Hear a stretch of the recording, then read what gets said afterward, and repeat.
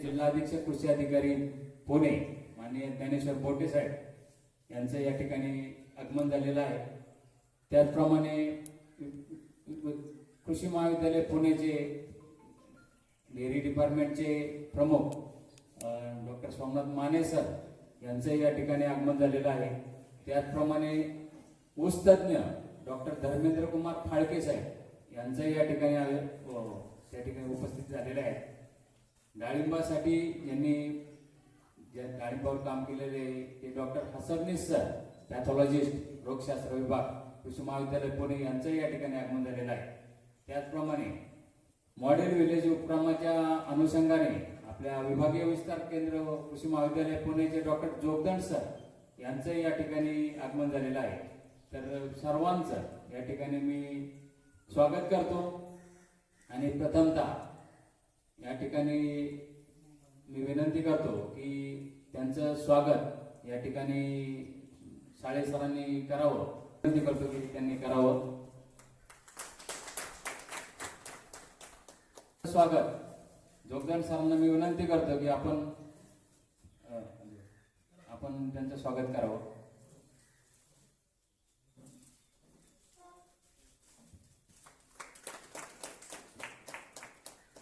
त्यानंतर मी आपल्या कारखान्याचे व्हाईस चेअरमन माजी व्हाईस चेअरमन राजेंद्र टिळेकर साहेब यांना विनंती करतो की आपण धर्मेंद्र फाळके सरांचं स्वागत करावं।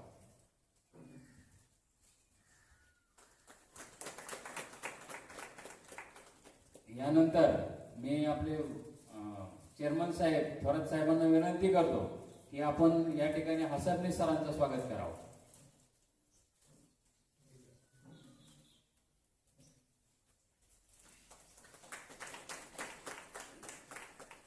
यानंतर मी आपले सरांना टिळेकर सरांना विनंती करतो की जोगदंड सरांचं आपण या ठिकाणी स्वागत करावं।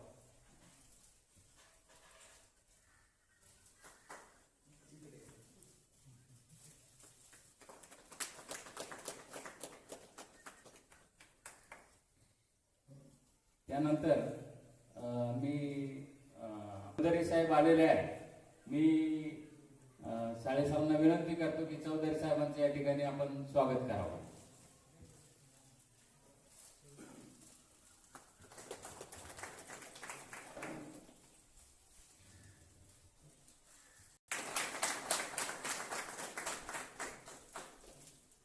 आपण आपलं प्रास्ताविक या ठिकाणी सुरू करा।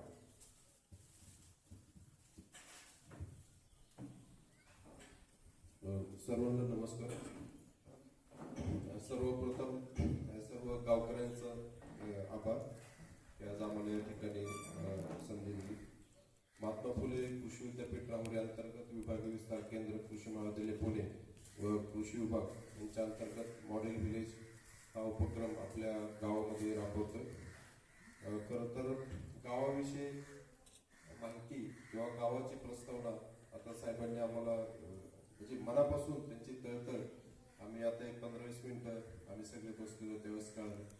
नक्कीच आमचा हाच प्रयत्न राहील सर। अडचणी तर नक्कीच आहे, शेतकऱ्यांपुढे आहे। सगळ्यात महत्त्वाचं निसर्गाची ही जी परिस्थिती आहे त्याच्या अडचणीमुळे आपण सर्वजणच त्याला सामोरे जात आहोत।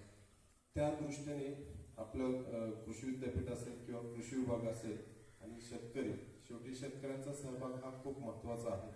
त्यामुळे आम्ही आपल्या ऊस पीक असेल किंवा डाळिंब पीक असेल किंवा दुग्ध व्यवसाय असेल त्या बाबतीत आम्ही नेहमीच तुमच्या बरोबर आहोत। आता नक्कीच या ठिकाणी बोटे साहेबांनी सुद्धा आपल्याशी चर्चा केलेली आहे। कृषी विभागाचे सर्व अधिकारी आमचे फाळके सर सुद्धा आहेत, त्यांनी ऊसावरती खूप मोठं काम केलेलं आहे। ते तर ऊसावरती बोलतील। हसबनीस सर सुद्धा डाळिंबावरती, कारण हसबनीस सर या ठिकाणी खूप वेळा या ठिकाणी आलेले आहेत डाळिंबाचं मार्गदर्शन करण्याबाबतीत आणि त्यांचं जैविक पद्धतीने रोग नियंत्रण, कीड नियंत्रण यावरती खूप मोठं काम आहे। तर विभागीय विस्तार केंद्र व महात्मा फुले कृषी विद्यापीठ कृषी विभाग यांच्या वतीनं आपण सर्व एकत्र येऊन ह्याच्यावरती मार्ग काढण्याचा प्रयत्न करू। त्याचप्रमाणे आता मला सांगण्यात आलं की दुग्ध व्यवसाय सुद्धा खूप मोठ्या प्रमाणात वाढतोय। आता तुम्ही केलेलं आहे आणि भारतातल्या दुधासाठी प्रसिद्ध असलेल्या सहवाल, गीर, राठी, थारपारकर, रेड सिंधी ह्या ज्या गायी आहेत त्याचं डेमॉन्स्ट्रेशन युनिट आम्ही कॉलेजवरती उभा केलेलं आहे. म्हणजे आपली ही समजूत आहे की देशी गाय फक्त 2 लिटर किंवा 3 लिटर दूध देते, पण आमच्याकडे 15 लिटर पासून 17-18 लिटर पर्यंत देणाऱ्या देशी गाय सुद्धा आमच्याकडे आहेत. आणि ह्या बदलत्या वातावरणामध्ये कुठल्याही प्रकारचं अँटीबायोटिक असेल किंवा बाकीचे केमिकल न वापरता त्या गायी आपल्या वातावरणामध्ये खूप चांगल्या पद्धतीने त्यांचा परफॉर्मन्स आम्हाला दिसतोय. फॅट पर्सेंट सुद्धा 4-5 लिटर पर्यंत आम्हाला त्या ठिकाणी दिसतंय.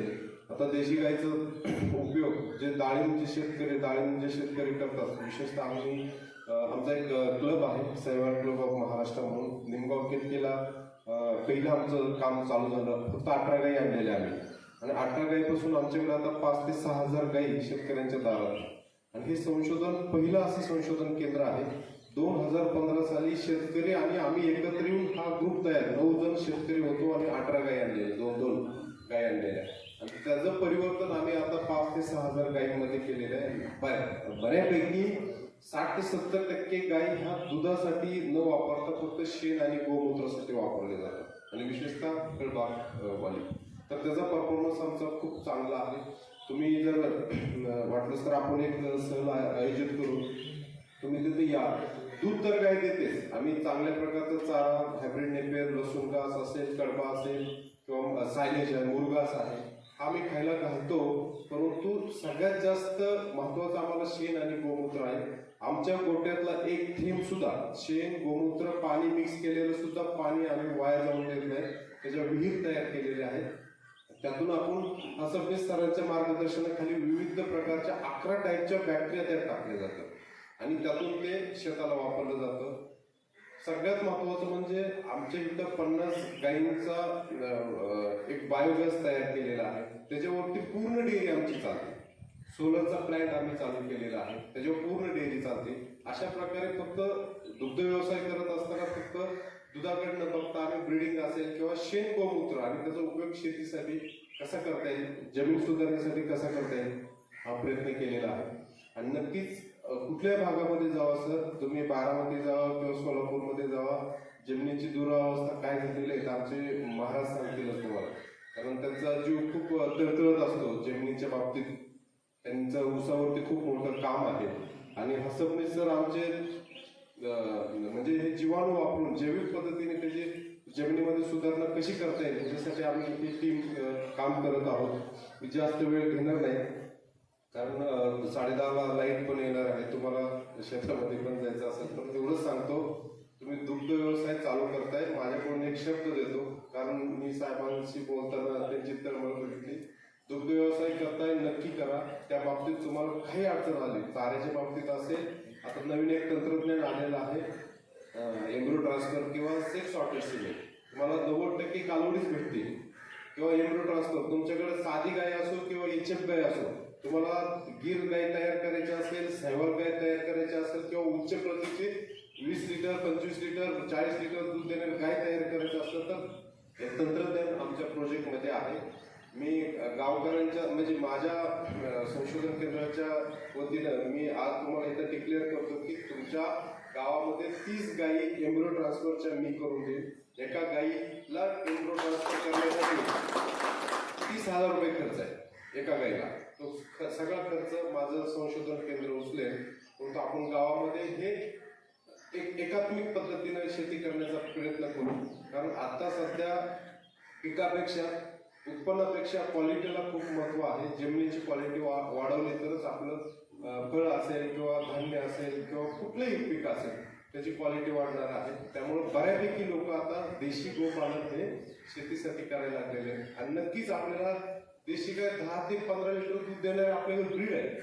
त्याचं सिमेंट सुद्धा आपल्याकडे आहे. ते सुद्धा सिमेंट मी कुठल्या म्हणजे सहवाल, गीर, राठी, थारपारकर, रेड सिंधी ह्या 5 ज्या देशातल्या ब्रीड आहेत ह्या सगळ्या 10 लिटरच्या पेक्षा जास्त देणाऱ्या ब्रीड आहेत.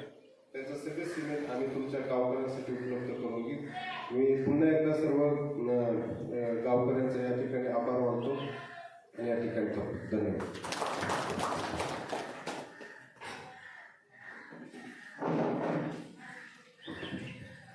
धन्यवाद सर.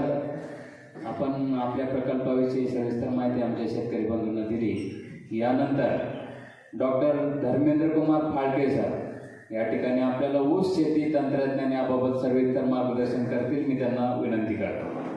फाळके.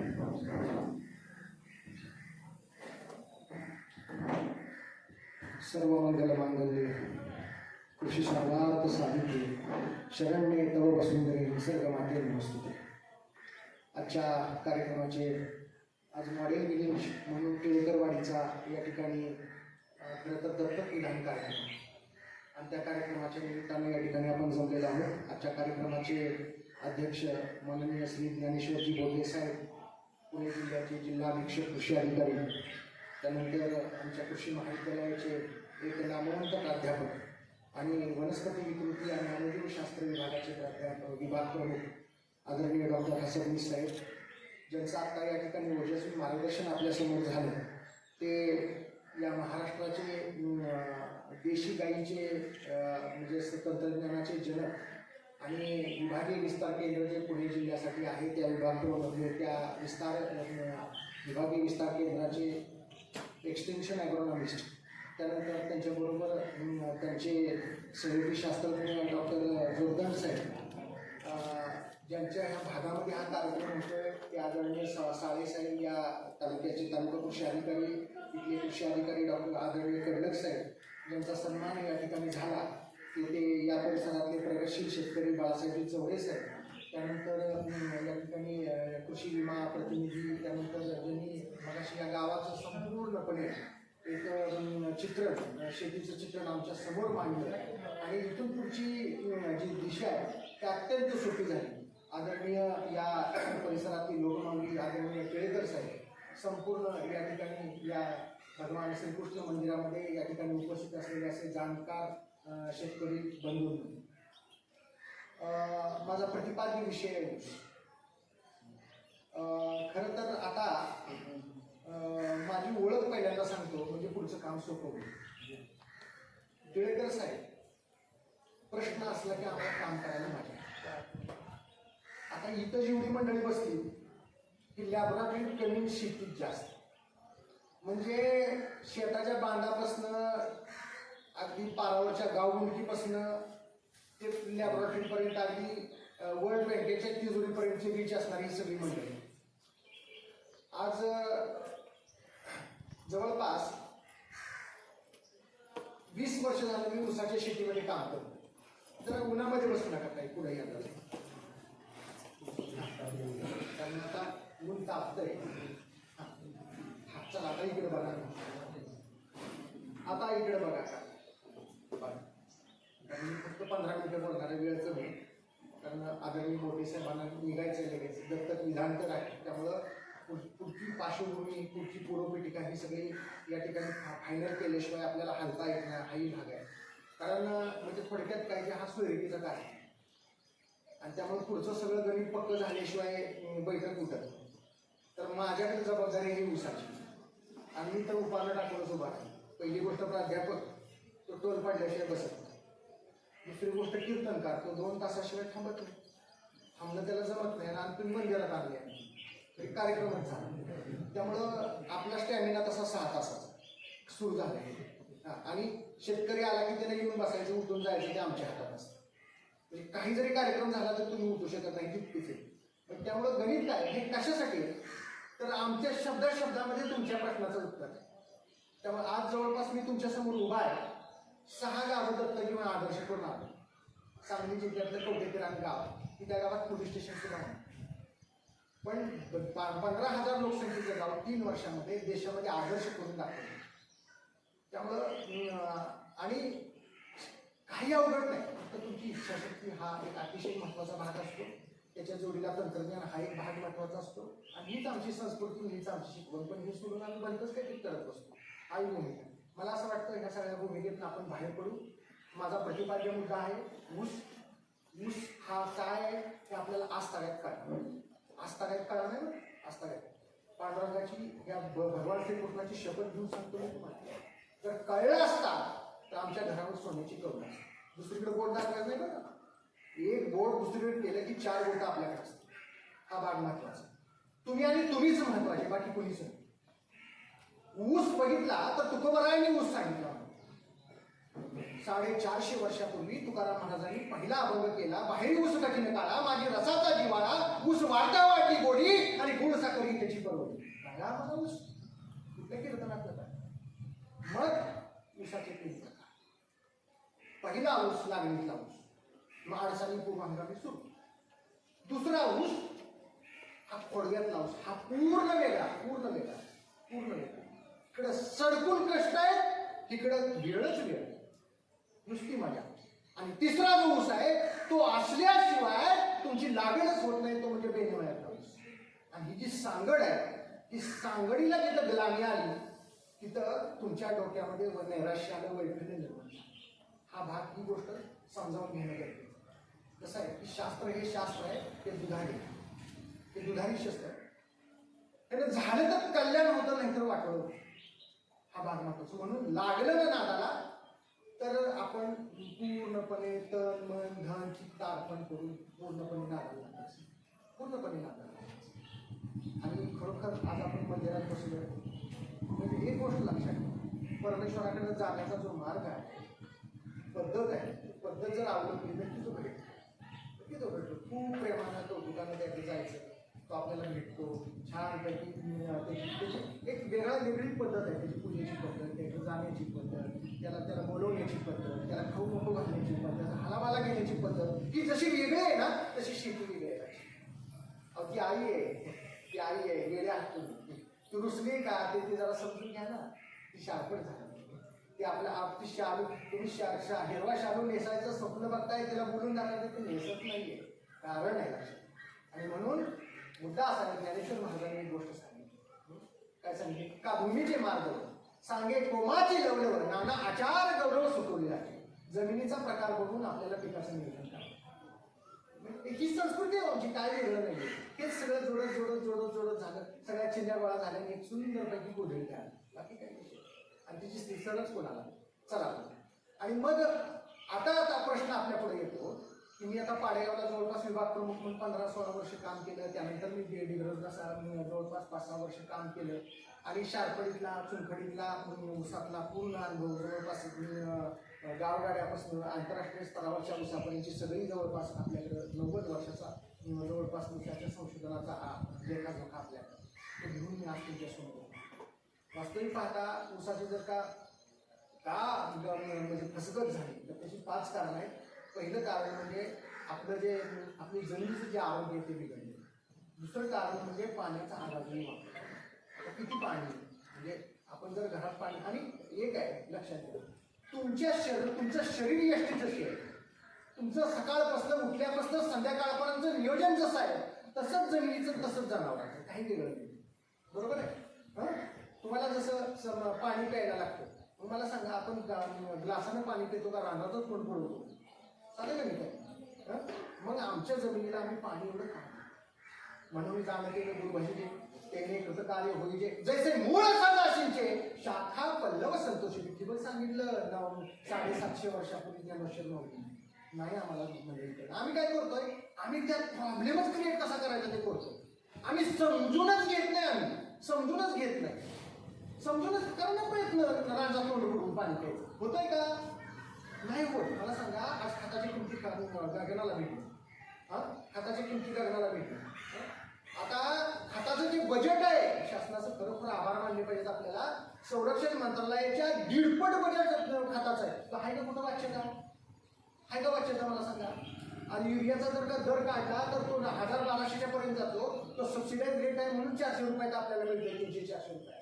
बरं मला काय म्हणायचं, हे सगळं असं खत आपल्यापर्यंत आलं, अपघात करून आलं आणि आपण कसं देतो खत? आज सांगा ना, कसं देतो खत? नको ड्रीप आपल्याला. चला खत कसं देतो आपण? तर आम्ही काय करतो, सगळी पोती एकत्र करतो तळवटावर, त्याच्या पाट्या भरतो आणि आतमध्ये भंडारा विस काटल्यासारखं वेस्ट करतो. मग मला सांगा टिळेकर साहेब, आपण इथं पंगत घालू, चला घालू पंगत. आपण माने साहेब तर तेवढ्या बाबतीत वेळ आहे, एक दिवस पंगत घालून टाका. पंगत घातली आणि फक्त अट एकच आहे, 10 फुटावर एका बसले. 10 फुटावर एका बसल्यानंतर सगळे जेवढे काही जिन्नस असतील तेवढे अस्सल सगळे खाण्याचे जिन्नस आणले. सगळे जिन्नस एकत्र केले. एकत्र केल्यानंतर पंचपक्वानं सगळे एकत्र केली. एकत्र केल्यानंतर कडणी सकाळीच कटणार म्हणजे बोला कुंडली वरदे हरी ठेवल करा सुरुवात. तुम्हाला काय हाय चेष्टा होईल. आम्ही टिळेकर बंधू आहे, टिळेकरवाडीचे, अशी काय साधी माणसं आहे काय? हे अजिबात चालणार नाही, अपमान. बरोबर आहे. आणि आम्ही उसाचं काय करू? तर तुम्हाला ते ट्रायल नाहीये तर उसाला कसं असेल? अरे उसाची मुळं 1 मीटर खाली. बरं दुसरा प्रकार मग मस्तपैकी सुंदरपैकी पंचपक्वानाचं ताट केलं, चुंबळ भंजरी डोक्यावर ठेवली, त्याच्यावर ताट ठेवलं, कला सुरुवात. बोला कुंडली वरदे हरी ठेवल करा सुरुवात. आई जरा संध्याकाळपर्यंत होईल का जेवण? घरची शोधत येतील कुठं जाऊन बसलाय म्हणून. बरोबर आहे. हे ग्राह्य नाही. म्हणजे केवढा मोठा हे आहे बघा, लक्षात घ्या. म्हणजे खतं घालण्याची कार्यपद्धतीपासून पुढचा विषय पडत असेल. बरं किती जेवावं? सकाळी जर का नाश्ता जर भरपूर झाला असेल आणि जर का समजा कामच नाही झालं तर जिरत नाही हो. 5 भाकरी खाणारा माणूस, 5 चपात्या खाणारा माणूस 2 चपाती येतो, 1 चपातीवर येतो. मग ही मातीला कोण विचारते? आम्ही की अगं आई आतापर्यंत तुझ्या कुशीमध्ये आम्ही एवढी पिकं घेतली, एवढी साथ दिलीस तुम्हाला, 2-3 पिढ्यांचं कल्याण तू केलं, पण आता आबाजीच्या काळातला 100 टनातला ऊस आज 40-35 टनावर आला. आता काय झालंय तुला?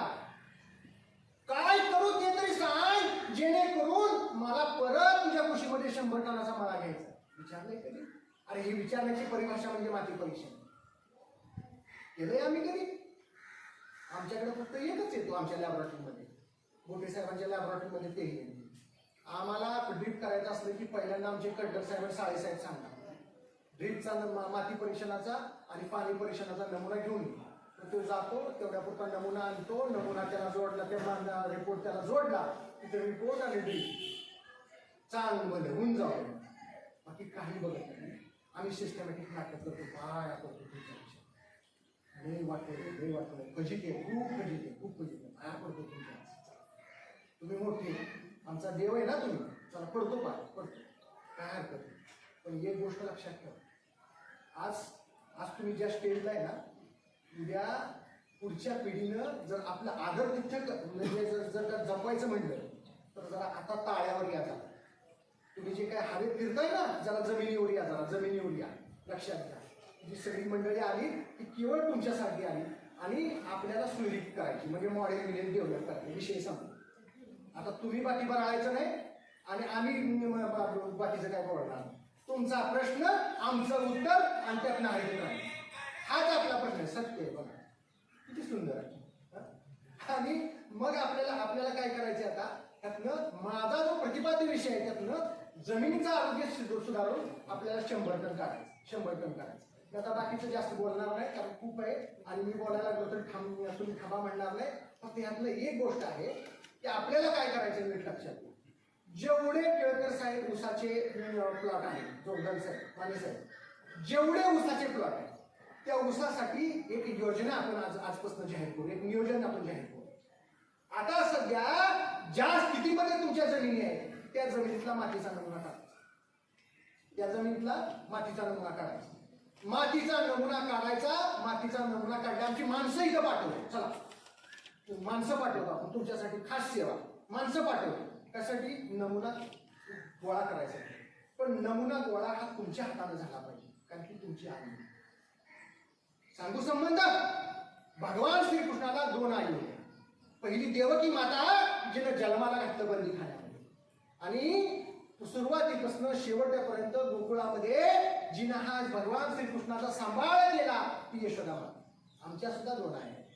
पहिली जिनं जन्म दिला ती आमची माता आई, आणि जिनं जन्मल्यानंतर जिच्या खुशीमध्ये ठेवलं पाळण्यापासून जाळण्यापर्यंत ती आमची गोमाता. आपल्या भूमाता ती आमची भूमाता आहे, लक्षात घ्या. ती भूमाता. आता माने साहेब किती गोमाताच येत नाही. ही वेडी माणसं आहे, वेडी माणसं आहे. तुम्ही अजून या जरा जवळ बघा, जरा बघा. असं आम्ही तुमच्या जवळ आलोय तर तुम्ही आम्हाला हवे आहात.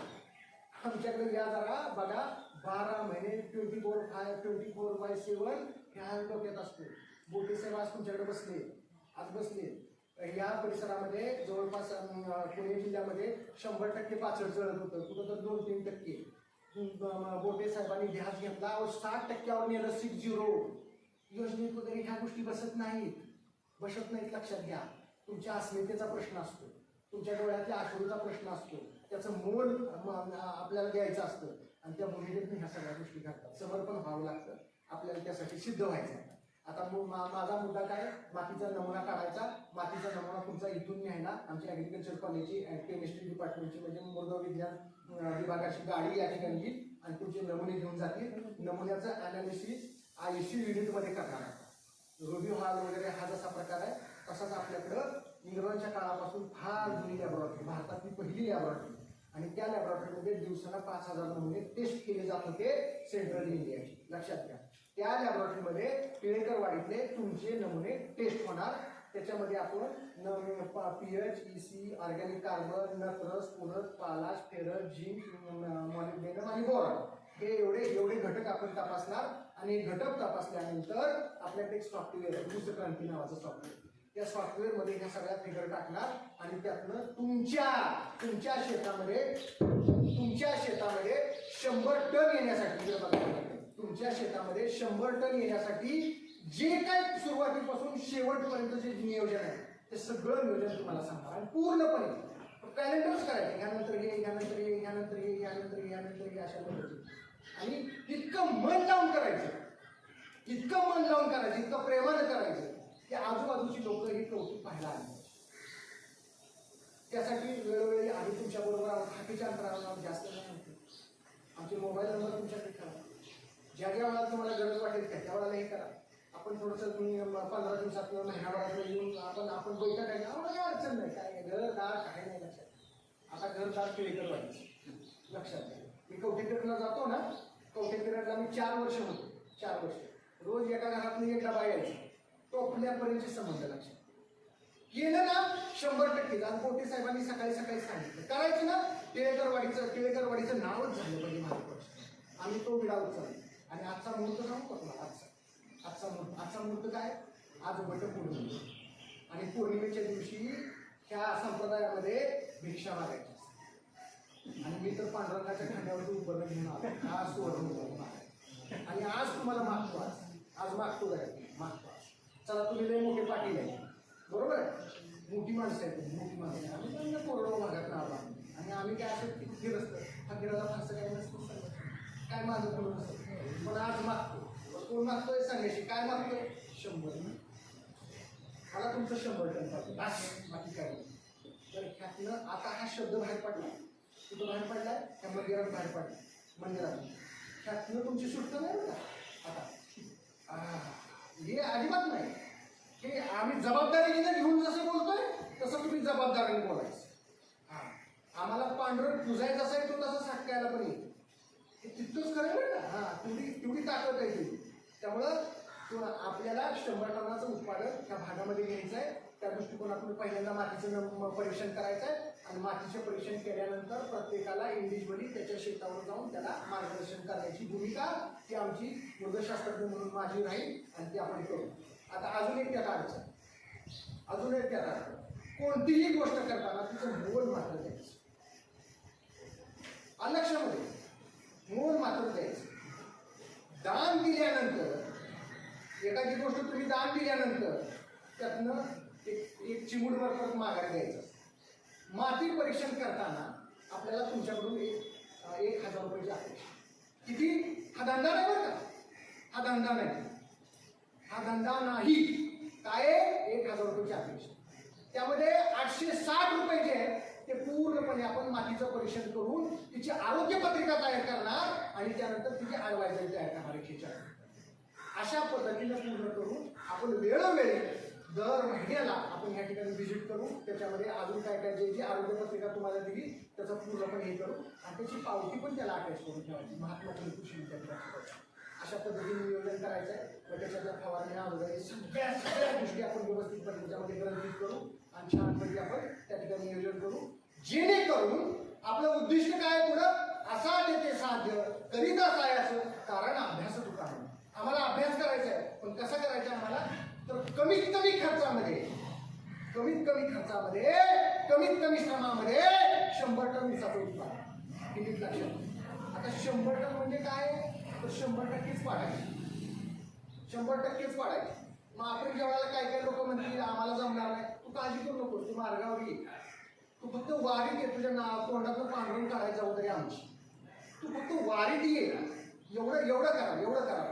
त्यामुळे सगळ्यांनी एक करूया, जवळपास आणि ज्या जमिनी तुमच्या शारपट तुम्ही ज्या म्हणताय त्या काळजी करू नका. 2 वर्षात तुम्हाला पूर्णपणे व्यवस्थित करून देऊ. काय बायपास करायची गरज नाही, काय नाही, त्याला व्यवस्थितपणे छानपैकी ट्रीटमेंट्स आहेत. आणि सगळ्यात मोठं औषध जर कोणतं असेल तर ते म्हणजे पाचक जमिनीमध्ये गेलं की मग त्याच्यामधले ऍसिड तयार होतात, कुजण्याची प्रक्रिया होते, मग बाकीच्या सगळ्या फिजिकल प्रॉपर्टी सुधारतात, इंट्रा सुधारतो, आपोआप सगळ्या गोष्टी घडत जातात. फार नाभिक आहे, अतिशय सुंदर पीक आहे आणि नुसतं कारखाना हे त्याला उत्तर नाहीये.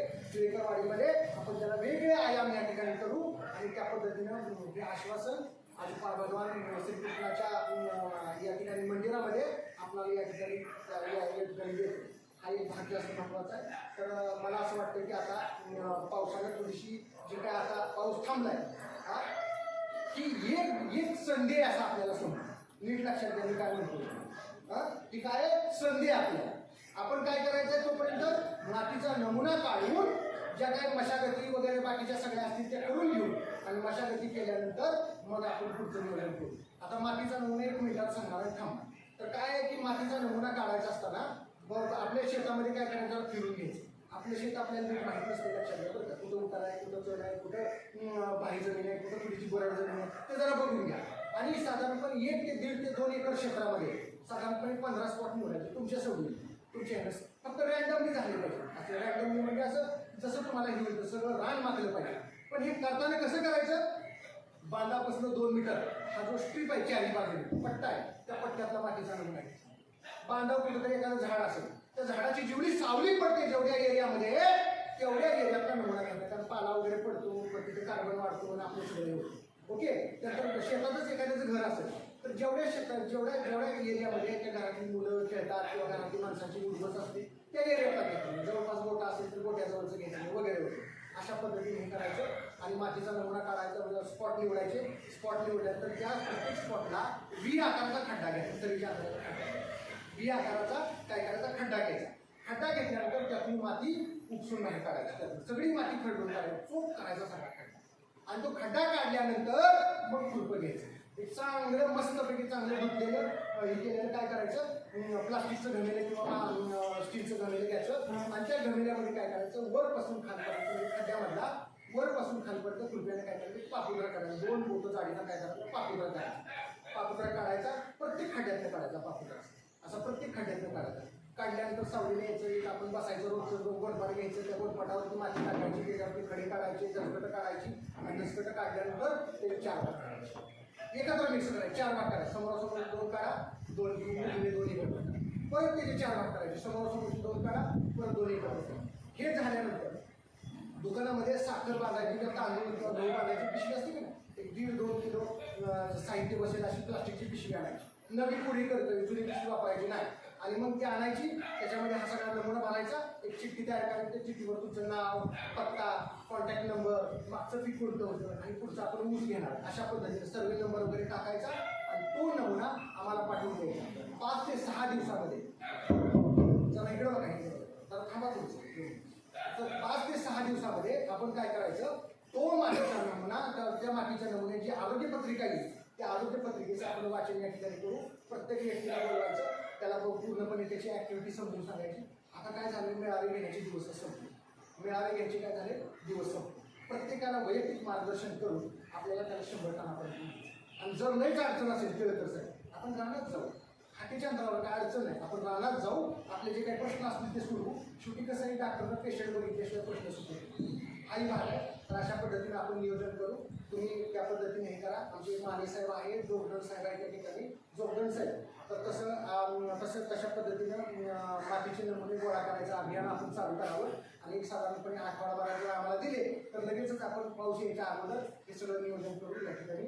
तर मला असं वाटतं की आज आदरणीय माने सरांनी आम्हाला या ठिकाणी बोलवलं आणि आपला जो मॉडेल विलेज केळकर गाव केळकरवाडी मॉडेल विलेज आपण ही जी संकल्पना आजपासून सुरू होती.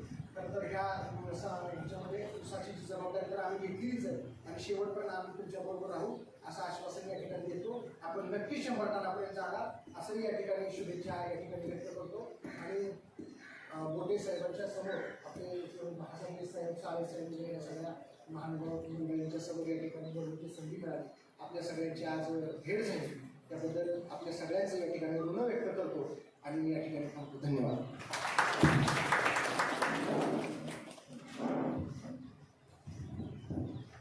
धन्यवाद धर्मेंद्र कुमार फाळके साहेब. आपण ऊसाच्या संदर्भात आमच्या सर्व शेतकऱ्यांना अतिशय चांगलं मार्गदर्शन केलं आणि आपला सहवास आमच्या टिळेकरवाडीसाठी यापुढे कंटिन्युअस राहील.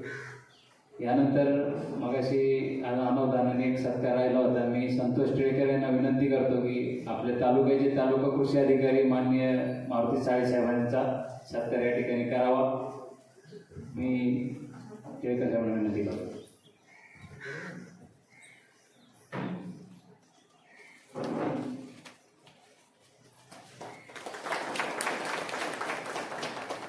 यानंतर आपल्या जिल्ह्याचे जिल्हाधीश कृषी अधिकारी ज्ञानेश्वर बोटे साहेब, खरं तर साहेबांचा अतिशय गाढा अभ्यास, अतिशय चांगलं काम आपल्या जिल्ह्यामध्ये आहे.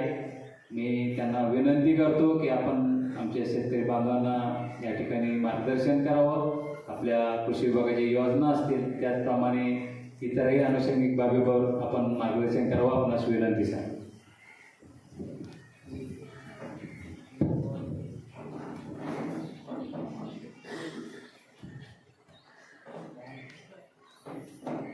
आजचा टिळेकरवाडीतील हा छोटेखानी कार्यक्रम, या कार्यक्रमासाठी उपस्थित असलेले आमचे सर्व सहकारी, कृषी विद्यापीठाचे डेअरी विभागाचे प्रमुख सोमनाथ माने, मृदशास्त्रज्ञ फाळके साहेब, फलोत्पादनशास्त्रज्ञ जोगदाम साहेब, रोग पीक विभागाचे हसपणे साहेब, साळे साहेब आणि या गावातील प्रतिष्ठित उपस्थित शेतकरी, त्याचबरोबर टिळेकर साहेब, स्वराज साहेब, चौरे साहेब, चौधरी साहेब या सर्वांच्या उपस्थितीत आज या कार्यक्रमाची रूपरेषा अशी होती. हा कार्यक्रम विद्यापीठाने एक आदर्श गाव बनवण्याच्या अनुषंगाने प्रत्येक काय चालू आहे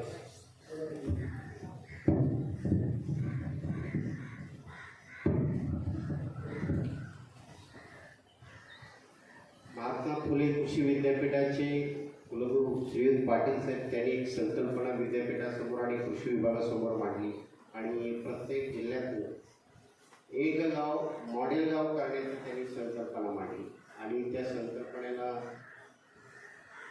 अनुसरून आपण पुणे जिल्ह्यातून कृषी विद्यापीठ पुणे, महात्मा फुले कृषी विद्यापीठ पुणे कृषी महाविद्यालय यांनी आपल्या गावाची निवड केली.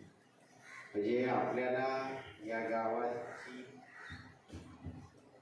जी काही निवड झालेली आहे ही एक उल्लेखनीय बाब आहे. ही संकल्पना थोडक्यात की त्या गावात जी काही आता सद्यस्थितीला असलेली पीक परिस्थिती आहे, इथल्या अडचणी आहेत आणि मी याच्या अनुषंगानं थोडीशी माहिती घेतली की इथं आल्यानंतर आता ग्रामपंचायत ऑफिसमध्ये बसलेलो होतो. या सर्वांची चर्चा झाली. इथले प्रश्न वेगळे आहेत. म्हणजे हे गाव तसं अनभिज्ञ नाही किंवा नवीन नाही. बरेचसे कृषी विभागाचे नाविन्यपूर्ण उपक्रम प्रयोग त्यांनी राबवलेले आहेत, आलेल्या अडचणी त्यांनी मांडलेल्या आहेत. मग आता अशा पार्श्वभूमीवरती जर आपल्याला याच्यामध्ये जर इथं काही जर आपल्याला नवीन कल्पना जर मांडायच्या असतील आणि त्या जर आपल्याला यशस्वी करायच्या असतील तर खूप जिकिरीचं, कष्टाचं आणि चॅलेंजिंग काम राहणार आहे. आणि आत्ताच फाळके सरांनी ते त्याचा तसा विडा उचललेला आहे. माझं एक मत आहे, विद्यापीठ जर आपल्याला पूर्ण ताकदीनिशी जर आपल्या बरोबर उभं राहते जे तज्ज्ञ आहेत. आपण सगळ्यात महत्त्वाचं म्हणजे आपण प्रॅक्टिकल घ्या. नेमकी माती काय प्रतिसाद देते हे महत्त्वाचं आहे. तज्ज्ञ किती असला तरी नेमकी जमिनीची प्रतवारी काय आहे, ती कशी वाढवता येईल, ती वाढवण्यासाठी काय उपाययोजना करता येईल. आणि त्या उपाययोजना करण्यासाठी जर आपण सगळ्यांनी जर आता फाळके साहेबांनी त्यांच्या भाषणात सांगितलं की सांगलीमध्ये असताना कवठे पिरांना त्याने हा उपक्रम राबवला. कवठे पिराण म्हणजे सांगलीला लागून डिग्रसचा जो परिसर आहे, कृष्णा नदीचा काठ की जो निचऱ्याचा पूर्णतः अभाव असलेला, जिथं जमिनी ना क्षारफळ झाल्या, तिथून काही पिकं नसते, जमिनीची एक खूप मोठी पिकाऊ जमीन आज त्याच्यामध्ये ड्रेनेजची राबवणं, त्याच्यानंतर त्या जमिनी सुधारण्याचा प्रकल्प राबवणं, ह्या गोष्टी करायची वेळ आली. आज आपल्याकडे ती परिस्थिती नाही. आपली परिस्थिती वेगळी आहे. आपल्याकडे जमिनीचे जवळपास 75-80% जमिनीची प्रतवारी अतिशय कमी आहे. खडकाळ जमिनी आहेत, मुरमाड जमिनी आहेत. त्या मुरमाड जमिनी हातावर आणायच्या तर त्याला खूप वेगळ्या पद्धतीने आपल्याला टॅकल करावं लागेल. मगाशी बोलताना विषय केला की ठिबक सिंचन. ठिबक सिंचन असलं तरी ठिबकच्या पाण्याला स्रोत नाही, म्हणजे मर्यादा चहू बाजूने आहे. तुम्ही लोक कष्ट करण्यासाठी उभे आहात, परंतु त्याला निसर्गाच्या मर्यादा आहेत. मग इथं आपल्याला कुठली शेती राबवता येईल. तुम्ही पेरूचा विषय काढला, डाळिंबातनं तुम्ही काढता आणि पेरूच्या अडचणी तुमच्या पुढे आहेत. पेरूच्या फळाचं सेल्फ लाईफ कमी आहे. हार्वेस्टिंग योग्य वेळी झालं पाहिजे. हार्वेस्टिंग झाल्यानं मार्केटला गेलं पाहिजे.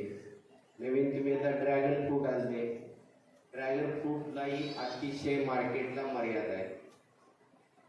मला वाटतं 60 रुपये किलो सरासरी पडत जात असेल मार्केट. आणि खाणारा ग्राहक अजून तेवढा नाही, त्या ग्राहकाला माहीत नाही ड्रॅगन फ्रूट. मला वाटते आता पहिलं धायपातामध्ये एक फळ यायचं लाल रंगाचं, काठी असायची. आम्ही लहान असताना खायचा प्रयत्न करायचो, खायचो, सोडायचो. सेम एक फळ आहे. फळ खायला अतिशय चांगलं आहे, औषधी आहे, त्याच्यामध्ये औषधी गुणधर्म आहेत आणि चांगल्यापैकी न्यूट्रिएंट्सही आहेत. परंतु अजून जनमानसात त्याची जनजागृती झालेली नाही. जसं पांढऱ्या पेशीसाठी तुम्ही मध्यंतरी किवी आलेलं होतं, किवी काही वेळा बाजारात मिळत नव्हतं, तसं हे फळ अजून तेवढं प्रसिद्ध झालेलं नाही. ज्यावेळेला प्रसिद्ध होईल त्यावेळेला तो एक आपल्याकडे पर्याय आहे. किंवा आता अंजिराच्याही मर्यादा आहेत आपल्याकडे. अंजिराचं 450 एकर क्षेत्र आहे. ते इथे मला वाटतं पुरंदर आणि खोर परिसर म्हणजे जवळचा तेही एवढे दिवस जात पडत होते. सुदैवानं तिथं एक नवीन युवकांची संघटना बऱ्यापैकी उभी राहिली आणि त्यांनी एक्सपोर्टचा मार्ग आता लोकांना घेतला. आपण ही धडपडावं लागेल. धडपडल्याशिवाय आपल्याला कुठला मार्ग सापडणार नाही. तुम्ही बरेचसे मार्ग टॅकल केलेत, पण मला वाटते अजून तरी मार्ग तसा मिळालेला नाही. इथून पुढचं सगळं मार्केटिंगवरती भरोसा आहे. तुम्ही भाजीपाल्याचं एकत्रीकरण करणं, आज खेड, आंबेगाव, जुन्नर ह्याच्यामध्ये भाजीपाला सगळा वाशी, ठाणे, पुण्यापेक्षा त्या मार्केटला तिकडला जास्त जातो. एकतर त्यांचं रुटीन तिकडं बसलेलं आहे. भाजीपाला पिकवला जातो, पाठीमागं पुरवठा करणारे आम्ही गेल्यावर सांगतात गट आहेत. गटापेक्षा इंडिव्हिज्युअल शेतकरी जास्त आहे.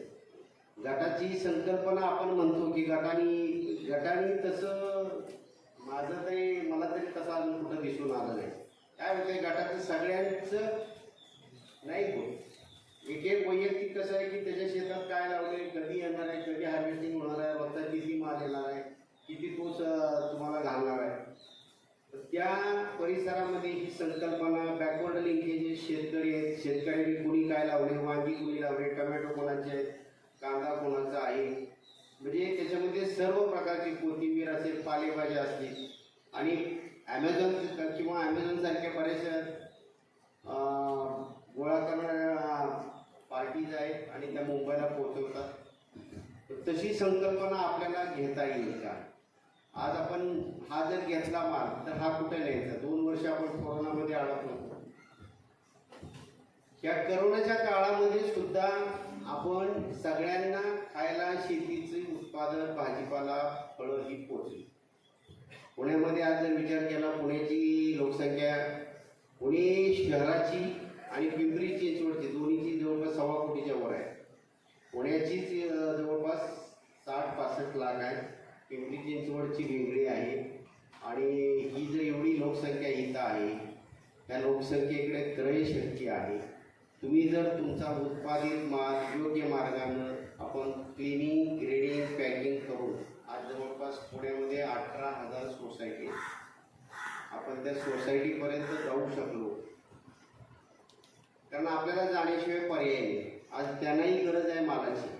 माल आपण असं काही नाही की नवीन काहीतरी संकल्पना आली, गुळाचा चहा एवढी आता पुण्याच्या रस्त्यावर झाली ती की अवघड आहे.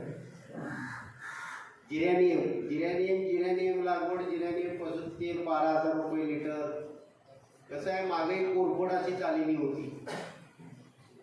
कोरफडचे मला वाटतं असंच झालं. कोरफड खूप कोरफड मध्ये शांभोगाची अंडी आली. म्हणजे असं काही होऊ नये त्यासाठी आपण पुरेसं बाजाराची व्याप्ती शोधून घ्या. तुम्हाला इथं गट करताना गटाच्या माध्यमातून जाऊ, गट नसेल तर इंडिव्हिज्युअल जाऊ. आणि अलीकडच्या काळामध्ये वस्तुस्थिती कृषी विभागाकडे बऱ्याचशा योजना आहेत. म्हणजे प्रक्रियेच्या असतील किंवा इतर अनुषंगिक आहेत. यांत्रिक अनुदानाच्या यांत्रिकीकरण असेल, ग्रीन हाऊस असेल, कांदा चाळ असेल. आता चौधरी साहेब आमच्याबरोबर बऱ्याच वेळा असतात, चर्चा करतात. त्यांच्याशी आमची चर्चा होते. काही योजनांमध्ये सुधारणा घडवणं गरजेचं आहे, नव्यानं मांडणं गरजेचं आहे, अनुदानाचे मापदंड बदलणं गरजेचं आहे. या सगळ्या गोष्टी आपल्याला करता येतील. इथली पार्श्वभूमी आज आता मी पहिल्यांदा आलो पाहिली. इथली सिच्युएशन वेगळी आहे. इथं वेगळ्या अँगलने पाहावं लागेल. आणि सुदैवानं आज विद्यापीठ स्वतःहून इथं आलेलं आहे. विद्यापीठाचे तज्ज्ञ आहेत आणि इथले शेतकरी कष्टाळू आहेत. मी येतानाही पाहिलं दोन्ही बाजूची शेती. म्हणजे कष्ट करणारे शेतकऱ्यांची संख्या जास्त आहे. जास्त म्हणण्यापेक्षा सगळे शेतकरी कष्ट करणारे अल्पभूत आलेले आहेत. त्यामुळे शेतीवरती आणि नाविन्यपूर्ण प्रयोग इथले उपजत विषय आहे. त्यामुळं एक आपल्याला चांगले करता येईल. तुम्ही तुमच्या संकल्पना विद्यापीठाची आपण त्याच्यामध्ये तांत्रिक ज्ञान या दोन्हीचं आपण एकत्रीकरण करून आम्ही कृषी विभागामार्फत त्या पुढे वाटचाल आपण करूया. शासनाची जी काही तुम्हाला जे काही मदत असेल ती आम्ही पूर्ण तुम्हाला उपलब्ध करून देऊ. त्याच्यामध्ये कुठलीही अडचण येऊ देणार नाही. आजच्या कार्यक्रमाला आपण सगळे इथं तुमच्या इथे येण्याचा योग आला. तुम्ही लोकांनी बोलण्याची संधी दिली. प्रगतशील गाव आहे उपजत. या गावाला आपल्याला आणखी पुढे न्यायचं आणि एक मॉडेल आदर्श गाव बनवण्याचं संकल्प विद्यापीठाने कल्पना मांडलेली आहे. त्या कल्पनेला आपण मूर्त स्वरूप देण्यासाठी सगळे प्रयत्न करूया. आणि मला इथं बोलून आज मला 2 शब्द बोलण्याची आपण सगळ्यांनी संयोजकांनी संधी दिली त्याबद्दल धन्यवाद.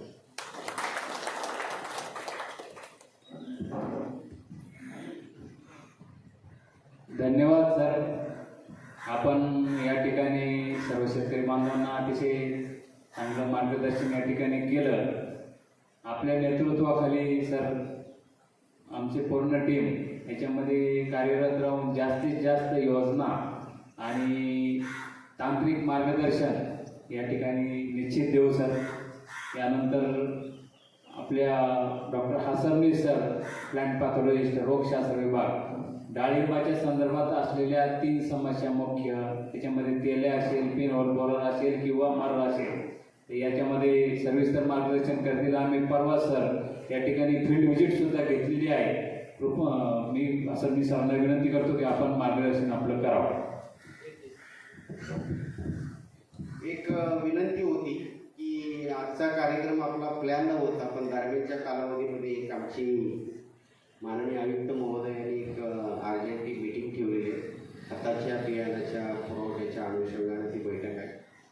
पण आपली सकाळचा कार्यक्रम असल्यामुळं मी परमिशन घेऊन आलो नाही आणि मला परत त्या बैठकीला उपस्थित राहण्यासाठी मला परवानगी द्या. आमची सर्व यंत्रणा पाठीमागे आहे.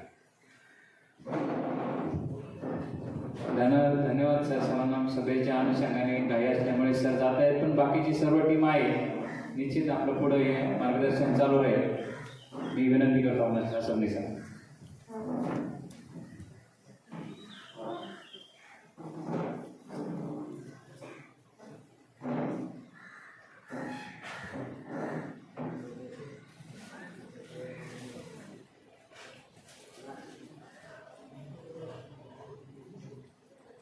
सन्माननीय व्यासपीठ,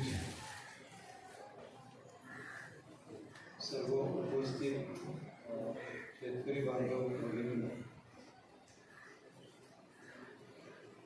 मागच्या बुधवारीच मला वाटते आपण इथं टिळेकर वाढत आलो आणि मला मुद्दाम आमच्या साहेबांनी मुद्दाम या लेवलसाठी सांगितलं होतं की त्यांचा हा विषय जो आहे भूशास्त्र, त्यांनी इथले सगळे शेतकरी त्रस्त आहेत त्या पिकांच्या बाबतीत, विशेषतः डाळिंबा बाबतीत. त्यामुळे तुम्ही बरोबर चलावं आणि पाणी करावे, आपण शेतकऱ्याला त्यातलं बाहेर काढण्यासाठी मदत करावी किंवा काय सल्ला द्यावा यासाठी आलो. त्यांच्याकडं आपली बैठक झालेली. अगोदर आम्ही शेतातही गेलो, तास 3 तास आपण शेतात फिरलो. डाळिंबाच्या झाडांच्या मुलांच्या तिथं ऊन काढा, त्यानंतर त्याच्या मुळ्या बघा, इतर काही अजून अडचणी आहेत का वगैरे अशा दृष्टीनं आपण एक आढावा घेतला आणि चर्चा केली पाहिजे. माझा परिचय असा की माझं नाव श्रीहरी, आडनाव केसपेटे लक्षात ठेवा, असं श्रीहरी नाव लक्षात ठेवा, सोपं आहे.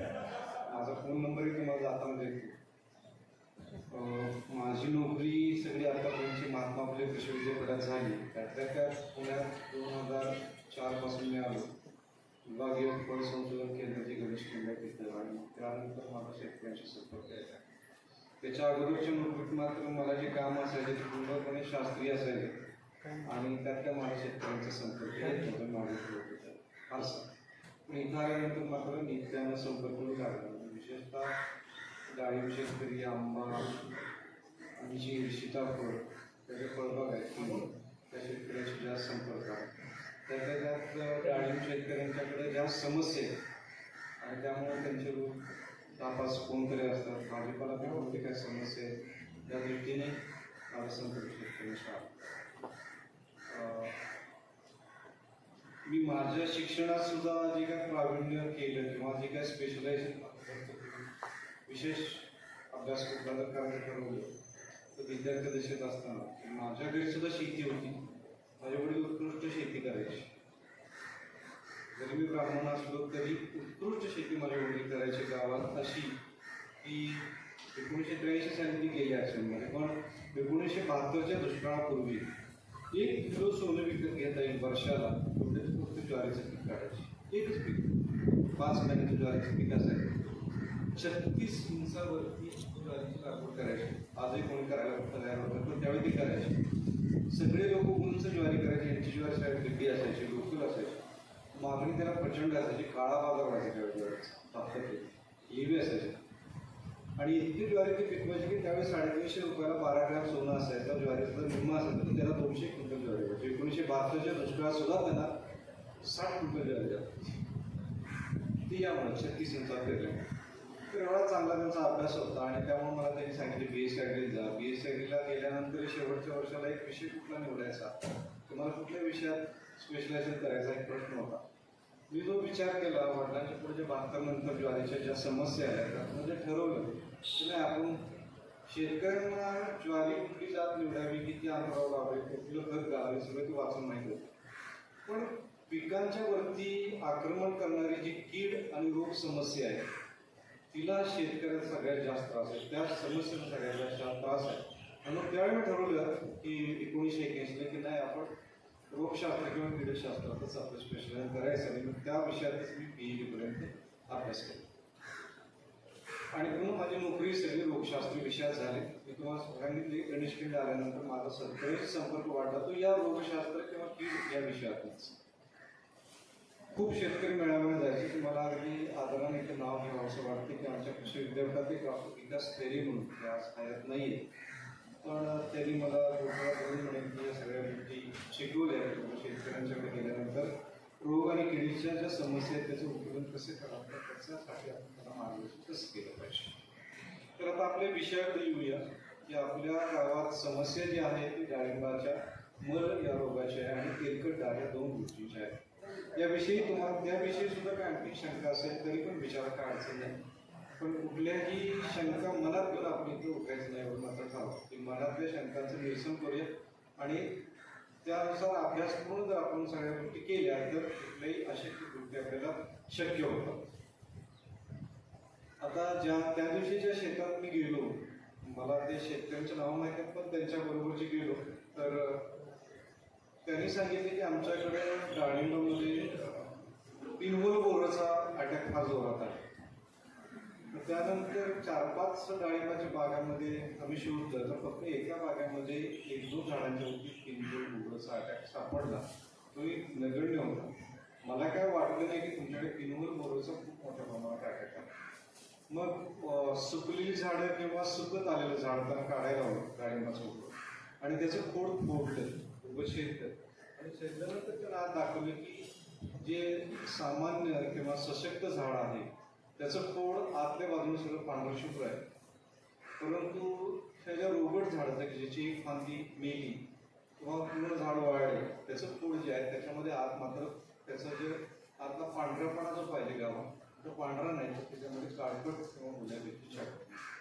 तर आमच्या अभ्यासातून असं सांगितलं गेलेलं आहे किंवा अभ्यास केलेला आहे की ज्या खोडाचा गाभा पांढरा शुभ्र नाही तो गुलाबी किंवा काळपट आहे याचा अर्थ तिथे त्या बुरशीनं त्याच्यावरती आक्रमण केले किंवा घाला घातलाय आणि त्या बुरशीमुळं त्याचा रंग बदलतो. आता हे कसं होतं तर तुम्ही बऱ्याच वेळेला डाळिंबाचा मोर रोग म्हटल्यानंतर इंग्रजी नाव एक बुरशीचं ऐकलं असेल तर फ्युझेरियम ऐकले बहुतेकांच्या मानात म्हणतात फ्युझेरियम नाव आहे. फ्युझेरियम ही जी बुरशी आहे ती झाडाच्या खोडामधून पाणी वाहून नेणाऱ्या किंवा अन्नद्रव्य वाहून नेणाऱ्या ज्या काय डक्स आहेत किंवा नळे आहेत तर त्याच्यामध्ये ती वाढती चांगली जोरात वाढते आणि ती वाढत असताना त्या नळ्या चोक करून टाकतात स्वतःच्या वाढीमुळे स्वतःच्या धाग्याने केली. आणि दुसरी गोष्ट ती फ्युझेरियम नावाची बुरशी फ्युझेरिक ऍसिड नावाचे ऍसिड त्यात सोडत त्यामुळे फ्युझेरिक ऍसिड नावाचे ऍसिड तिथं सोडत स्त्रवती आणि त्या फ्युझेरिक ऍसिडमुळे थोडासा रंग काळपट झालेला कारण पहिल्यांदा गुलाबी होतो नंतर काळपट. फ्युझेरियम बुरशी आपण प्रयोगशाळेत वाढवली काचेच्या प्लेटमध्ये ती वाढवता येईल वाढवताना आणि मुलांना सांगतो की याची उलटी प्लेट करा आणि बघा पाठीमधून रंग करा. मुलं लगेच सांगतात की हा गुलाबी रंग झाला कारण कशामुळे झालं तर फ्युझेरिक ऍसिडमुळे गुलाबी.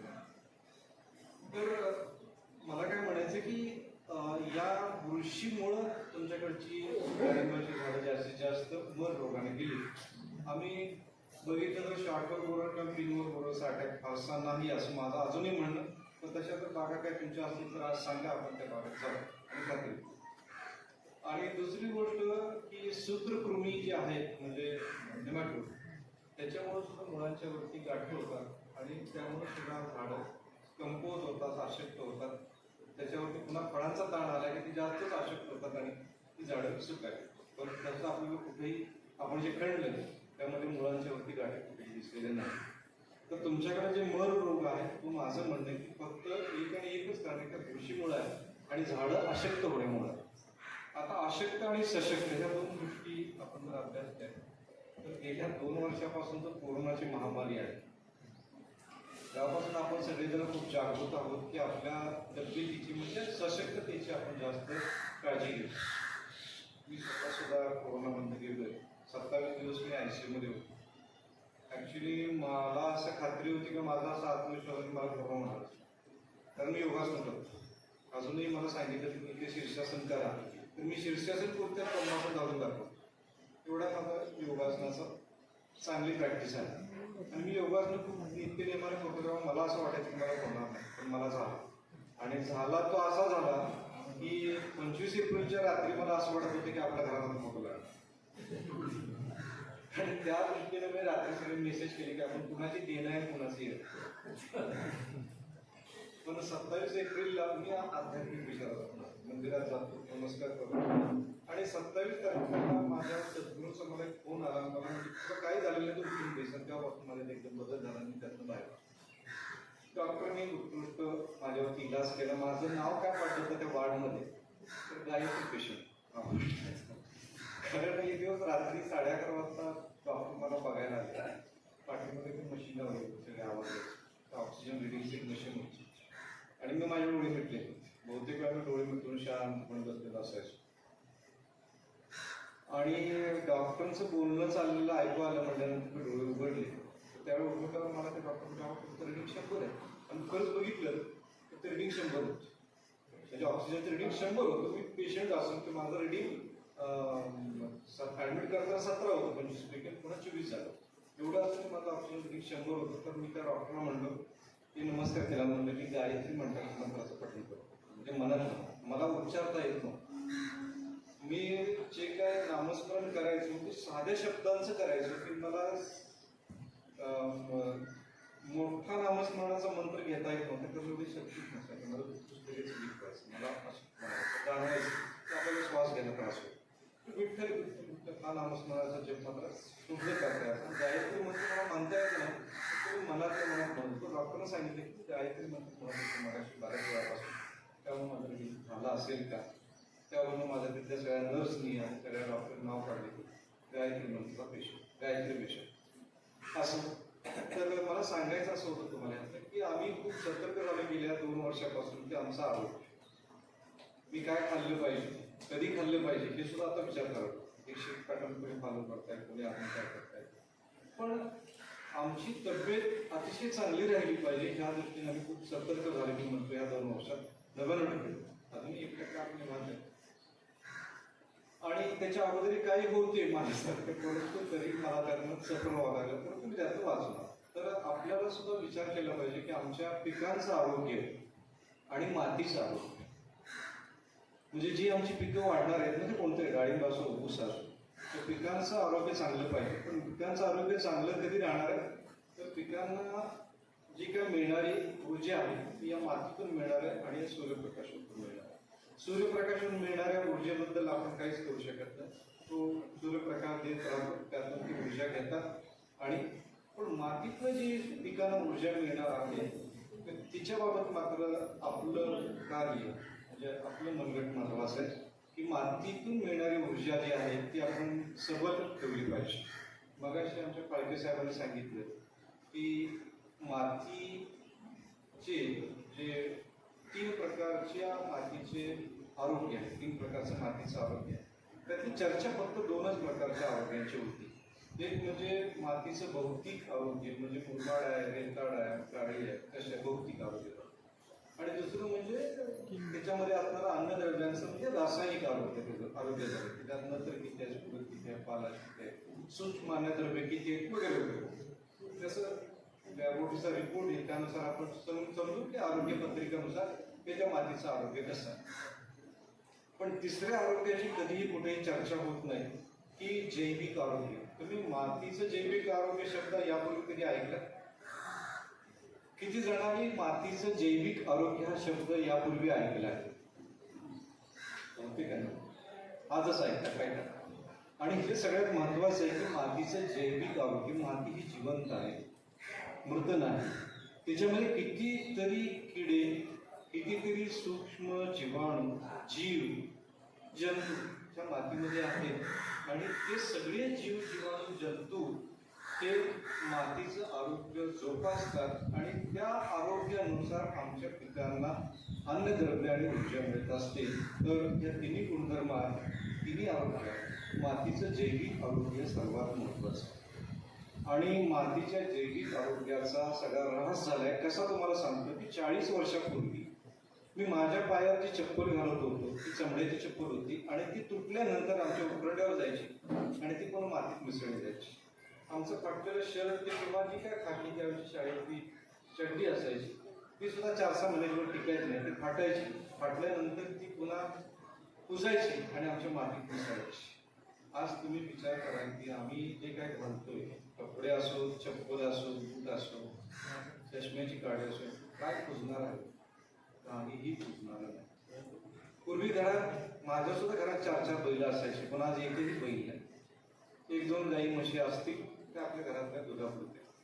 या मला काय म्हणतात की या सर्व जनावरांचं सुद्धा मलमूत्र आमच्या जमिनीत मिसळायचं, मातीत मिसळायचं, बैलगाडीनं शेतकरी ते घेऊन घालायचा.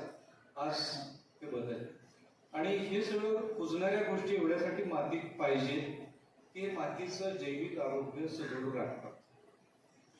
आणि पूर्णपणे दुर्लक्ष झाले. आम्ही बहुतेक आमची जमीन ही रासायनिक खतांच्या बेसुमार वापरामुळे बिघडून. मी काय म्हणतो, रासायनिक खतं वापरायला पाहिजे. मी म्हणत नाही की रासायनिक खतं अजिबात वापरायची नाही, पण संतुलित वापर पाहिजे. आम्ही रासायनिक खतांचा, रासायनिक औषधांचा, कीटकनाशक, रोगनाशक यांचा बेसुमार वापर करतोय की जगातली एकमेव आपला देश असा आहे जगातला की ज्या देशात कॅन्सरची ट्रेन रोज पळते.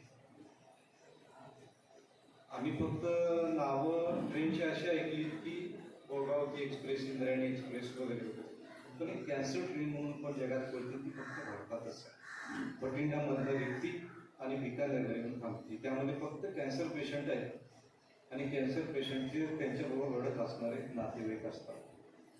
इतके कॅन्सर पेशंट आमच्या पंजाबमध्ये आहेत की जे राज्य आमच्या देशात सगळ्यात शेतीमध्ये प्रधान किंवा अग्रेसर समजलं जातं. बेसुमार खतांचा किंवा औषधांचा, कीटकनाशक, रोगनाशक, तणनाशकांचा बेसुमार वापर केला. त्यातले असणारे म्हणजे त्यातला असणारा अर्क हा पाण्यात उतरला. पाण्यातनं तो जनावरांच्या पोटात गेला, दुधात माणसांच्या आरोग्यात, त्यांचं सगळं आरोग्य लोकांचं बिघडले. अशी स्थिती आमच्या इतर देशात आणखी कुठं होऊ नये त्यासाठी आम्हाला सतर्क पाहिजे. आम्ही म्हणत नाही की बुरशीनाशक फवारू नका, कीटकनाशक फवारू नका, रासायनिक खते घालू नका, परंतु त्यांचा आम्हाला संतुलित आणि गरजेनुसार वापर केला पाहिजे आणि त्यातून आम्हाला आमच्या मातीचं आरोग्य सांभाळलं पाहिजे. जसं आम्ही आमच्या आरोग्याबाबत दक्ष आहोत तसंच आमच्या मातीच्या आरोग्याबद्दल दक्ष पाहिजे. आणि या दृष्टीनं जर विचार केला तर आम्ही आणि मानेसाहेबांचे खूप चांगलं असं मोठं कार्य आहे देशी गायींच्या बद्दलचे. ही दुर्लक्षित भाग आजपर्यंतसाठी देशी गाय, पण परदेशात आमची गीर गाय नेली आणि ती 8 लिटर दूध काढायला लागल्यानंतर आमचे डोळे काढ आम्ही पण याच्यावर काहीतरी करायला पाहिजे. त्यांनी खूप छान असा कार्यक्रम 15 दिवसापूर्वी घेतला. त्यावेळी कणेरी मठाचे मठाधिपती पण आले होते. अतिशय सुंदर बोलले ते. त्यांचे शब्द माझ्या काही लक्षात आहेत अजून. जरी त्यांचं भगवा लुंगी किंवा ड्रेस असला तरी त्यांनी सरोगसी मदर आणि त्याचं गाई किंवा गोपालनमध्ये कसा उपयोग करता येईल हे उदाहरणानं समजून सांगितले. तुमच्याकडे असणारी भाकड गाई आहे किंवा वयस्कर गाय आहे, कमी दूध देणारे ते कधी समजू नका, तिचा सुद्धा सरोगसी मदर सारखा तुम्हाला उपयोग करून घेता येईल. तर अशा दृष्टीनं मानेसाहेबांचा माझा संपर्क आला आणि मग आम्ही एकत्र बसून विचार केला की तुमच्याकडे देशी गायीचं जे काय शेणमूत्र विकतं त्यांनी विचारलं की याचं आपल्याला काय करता येईल. माझ्याकडं मी शिकवायला विद्यार्थ्यांना पण माझ्याकडे आधुनिक कॉलेजवर जबाबदारी अशी आहे की अणुजीवशास्त्र म्हणजे सूक्ष्मजीव जे आहेत शेतीला उपयोगी पडणार आहे तर त्यांचा अभ्यास करणं आणि ते शेतकऱ्यांना उत्पादित करून देणं हा एक माझ्या आधुनिक जाता कार्यभार आहे. तर मी म्हटले की आपल्याला त्या अणुजीवशास्त्र आणि तुमच्याकडे असणारं हे गाईचं शेण आणि गोमूत्र आपल्याला वेगळं करता येईल. तर त्यांनी मला सुरुवातीला एक 6 जनावरांचं शेण आणि गोमूत्राचे सॅम्पल दिले. म्हैस, संकरित गाय आणि 4 देशी गाय. तर गीर, फारफारकर, साहिवाल आणि राठी अशा 6 देशी गायींचा नमुने दिले. आम्ही आमच्या प्रयोगशाळेत सपोज ते तपासले आणि 6 दिवसातच रिपोर्ट दिले की यामध्ये असलेल्या जीवाणूंची संख्या किती आणि तो कणेरी मठाच्या मठाधिपती वाचलाय गेला आणि तिने त्याच्या भाषणाने त्याचा उल्लेख केला की या देशी गायींच्या शेणात आणि गोमूत्रातून 1 ग्रॅम किंवा 1 मिली एवढ्या लहान एवढ्या क्वांटिटीमध्ये म्हणा की काही करोड जीवाणूंची संख्या आणि ती देशी गायीच्या मध्ये संकरित गायींच्या किंवा म्हशींच्या शेण गोमूत्रापेक्षा दुप्पट आहे. हा आपला शास्त्रीय अभ्यासाने त्यांच्या पुढे दिला तो व्यक्ती सादर आहे. त्याच्यानंतर त्याच्यात आम्ही पुढचा अजून अभ्यास करतोय. तर याचा आम्ही उपयोग केला की त्यांच्याकडे असणारं शेण आणि गोमूत्र देशी गाईंचं आणायचं आणि त्याच्यामध्ये आपल्याला उपकारक जे जीवाणू आहे, शेती दृष्टीने जे उपकारक जीवाणू आहे त्यांची त्यात वाढ करायची आणि ते शेतकऱ्यांना द्यायचं. अशा रीतीने एक बायोस्लरी म्हणून आम्ही तयार केली आणि त्या बायोस्लरीचा वापर ज्याने केला. मी पहिल्यांदा केल्यानंतर आमच्या कॉलेजच्या प्राध्यापकांसाठी वाटून टाकलं. तुम्ही फक्त रिकामी बाटल्या आणल्या म्हणजे बिस्लरीची तुम्हाला आम्ही देतो, तुम्ही नेल्यानंतर 9 लिटर पाणी त्यात 1 लिटर बाटली होता आणि झाडाने घाला. सगळ्या प्रत्येकानं नेणं त्यानं सांगितले का माझ्याकडे गवतीच्या होता सगळा कधी मजतुरा असायचा, पण ते घातल्यानंतर ते एकदम इतकं वाढलं आणि तरतरीत त्याच्यामधला तरतरीतपणा हिरवेगारपणा सगळा वाढला. ते सगळे म्हणजे कसं काय का म्हणून बाबा एक कमाल निसर्गाचे आमची स्वतःची काळजी. त्या सगळ्या गोष्टी निसर्गात आमच्याकडे बिलकुल आहे, फक्त आम्ही त्या दुर्लक्षित केल्या आतापर्यंत. तर आपण त्याच्यावरती लक्ष देऊया आणि मग आपल्याला ह्या गोष्टींचा वापर चांगल्या रीतीने करायचा. आता तुम्ही सुद्धा तुमच्याकडे जीवामृत करता, बरोबर आहे? काही लोक जीवामृत करतात ना, करतात आणि त्यालाच आम्ही नाव असं दिले की बायोस्लरीमध्ये. जीवामृतमध्ये तुम्ही काय काय टाकता? शेण गोमूत्र टाकता, बरोबर, पाणी, अजून बेसन पीठ, गुळ, टाका, माती, त्या सगळ्या गोष्टी आम्ही टाकतो. पण त्या अभ्यास म्हणून अशा टाकतोय की झालेले स्लरीचा रंग नंतर हा काळा नाही पाहिजे. तुमच्याकडच्या स्लरीचा रंग हिरवा आहे का तपकिरी आहे का काळा होता? Brown colour. निसर्गात 2 क्रिया आहेत त्या दिवशी मी करायला सांगितलं, एक कुजणे आणि एक आंबणे. आम्ही जे कुजवतो, पाला खाली पडला, मातीच्या संपर्कात आला, ओल्याच्या संपर्कात आला की तो कुजतो, काळपट होतो आणि कुजून जातो, मातीत मिसळतो. क्रिया निसर्गात अव्याहतपणे चालूच. पण त्याचबरोबर आंबणी नावाची एक निसर्गात पण क्रिया, आमटी ताळीची. तापवली नाही संध्याकाळी उन्हाळ्यात, सकाळच्या दूध घातली ताळीची आमटी, दूध नाचतो. त्यानंतर डोसे करतो तरी किंवा इडली करतो, बरोबर आहे? तर डोस्याचं पीठ आंबट ठेवता ना तुम्ही. ते काढल्यानंतर मिक्सर मधलं की लगेच डोसे करता का दुसऱ्या दिवशी करता? दुसऱ्या दिवशी करा. ते आम्ही फ्रीजमध्ये ठेवतो का पीठ? तसंच नाही, आम्ही बाहेर ठेवतो की बाहेरच्या या तापमानात 28-30 तापमानात तर आंबण्याची क्रिया झाली. निसर्गात आंबट आणि चांगलं पीठ आंबलं असेल तरच त्याच्यावर डोसे उलटतात, तव्यावर चिपकून बसतात, बरोबर आहे ना साहेब? तर ही आंबण्याची दुसरी क्रिया निसर्गात होत असते आणि या आंबण्याच्या क्रियेमध्ये उपकारक जीवाणूंची संख्या झपाट्याने वाढते.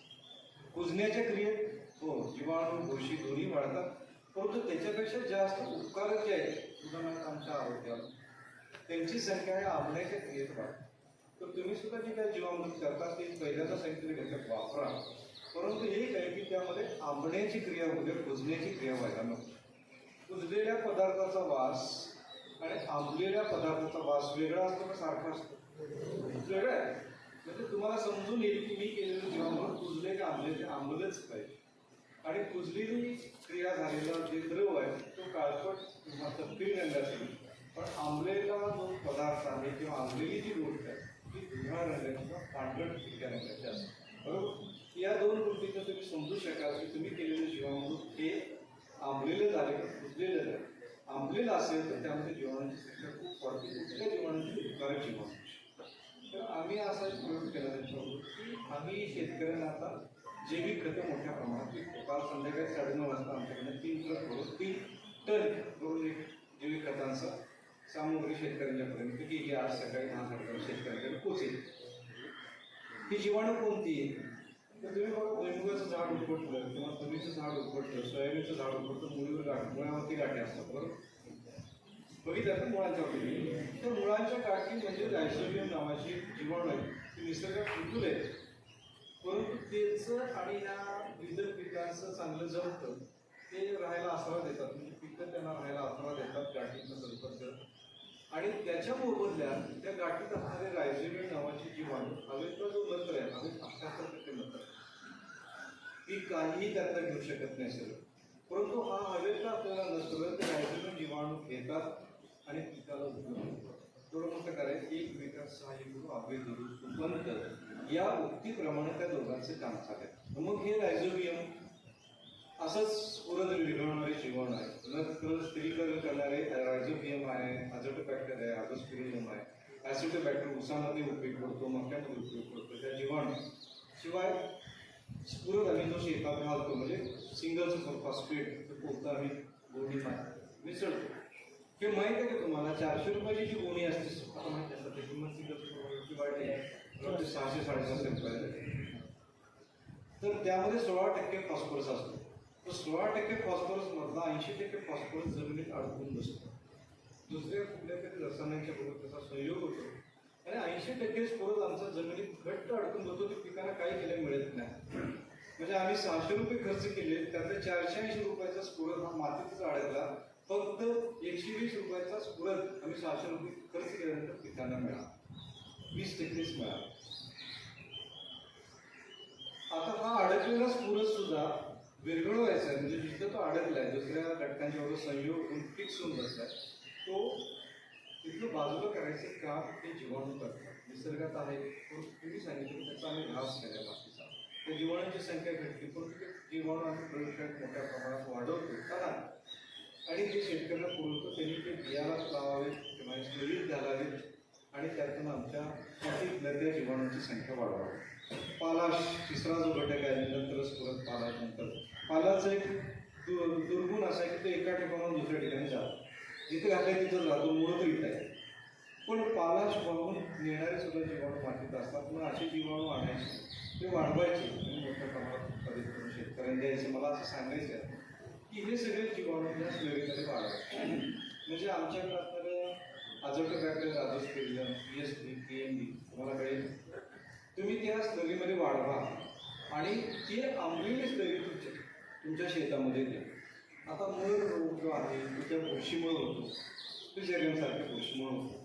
पण निसर्गात एक नियम असा आहे की कोणीतरी कोणाला खाणारा असते. मोठा लहानला मोठा खातो वगैरे आपण शिकलोय. तसं कितीतरी अशी सूक्ष्म बुरशी किंवा जीवाणू आहेत की ते दुसऱ्या रोगकारक बुरशीवरती किंवा जीवाणूंच्या वरती घाला घालतात. तुम्ही नाव ऐकलं असं ट्रायकोड्रामा, बरोबर? ट्रायकोड्रामा आहे, सिडोमोनास आहे, बॅसिलोमायसिस, इंग्रजी नाव आहे त्याला पर्याय. बॅसिलोमायसिस नावाची बुरशी ती सूत्रकृमींना खाऊन टाकते किंवा त्याला निष्क्रिय करते.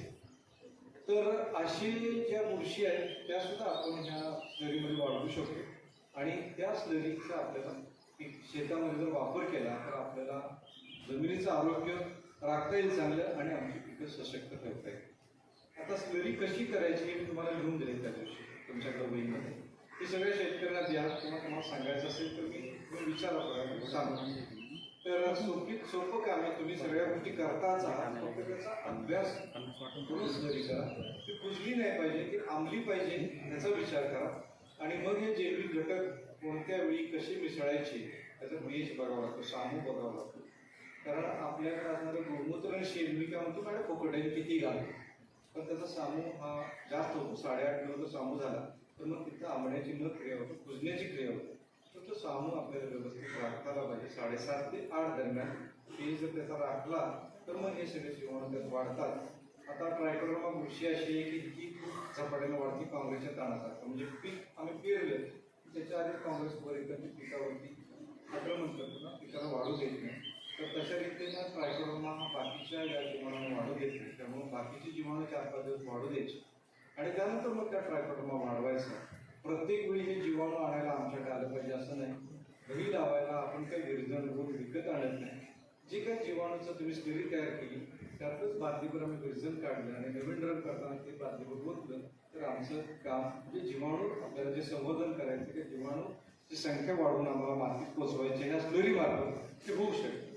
तर डाळिंबात येणारा टिल्या रोग असेल, डाळिंबात येणारा मर रोग असेल किंवा इतर काही ज्या थ्रिप्ससारखा कीड असेल, इतर काही ज्या तुमच्या शंका असतील त्याबद्दल मला तुम्ही प्रश्न विचारा. प्रश्नाच्या अनुषंगाने मी त्याला उत्तर देतो, काय अडचण नाही. तोपर्यंत आणखी कुणाचं मार्गदर्शन होणार असेल तर होऊ द्या. आणि मग त्यांना जे काय प्रश्न त्यांना डाळिंबाच्या संदर्भाने विचारायचे असतील ते तुमच्या अर्थात वेळेनुसार आपण त्यांचं शंकांचं निरसन करूया.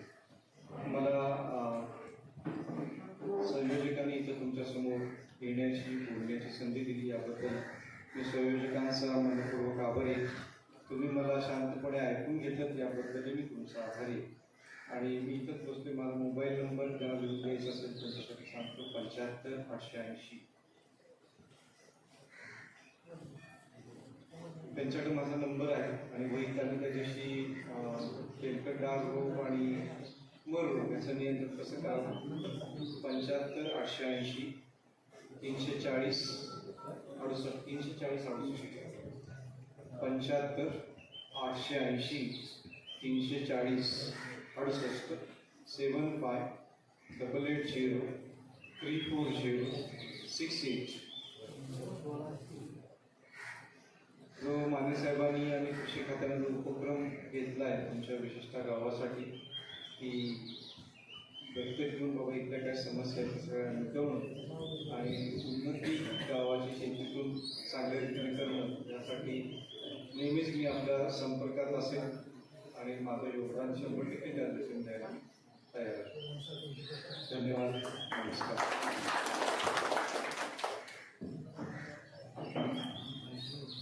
धन्यवाद डॉक्टर साहेब. आपण अतिशय सविस्तर माहिती आमच्या शेतकरी बांधवांना दिली त्याबद्दल आपले आभार.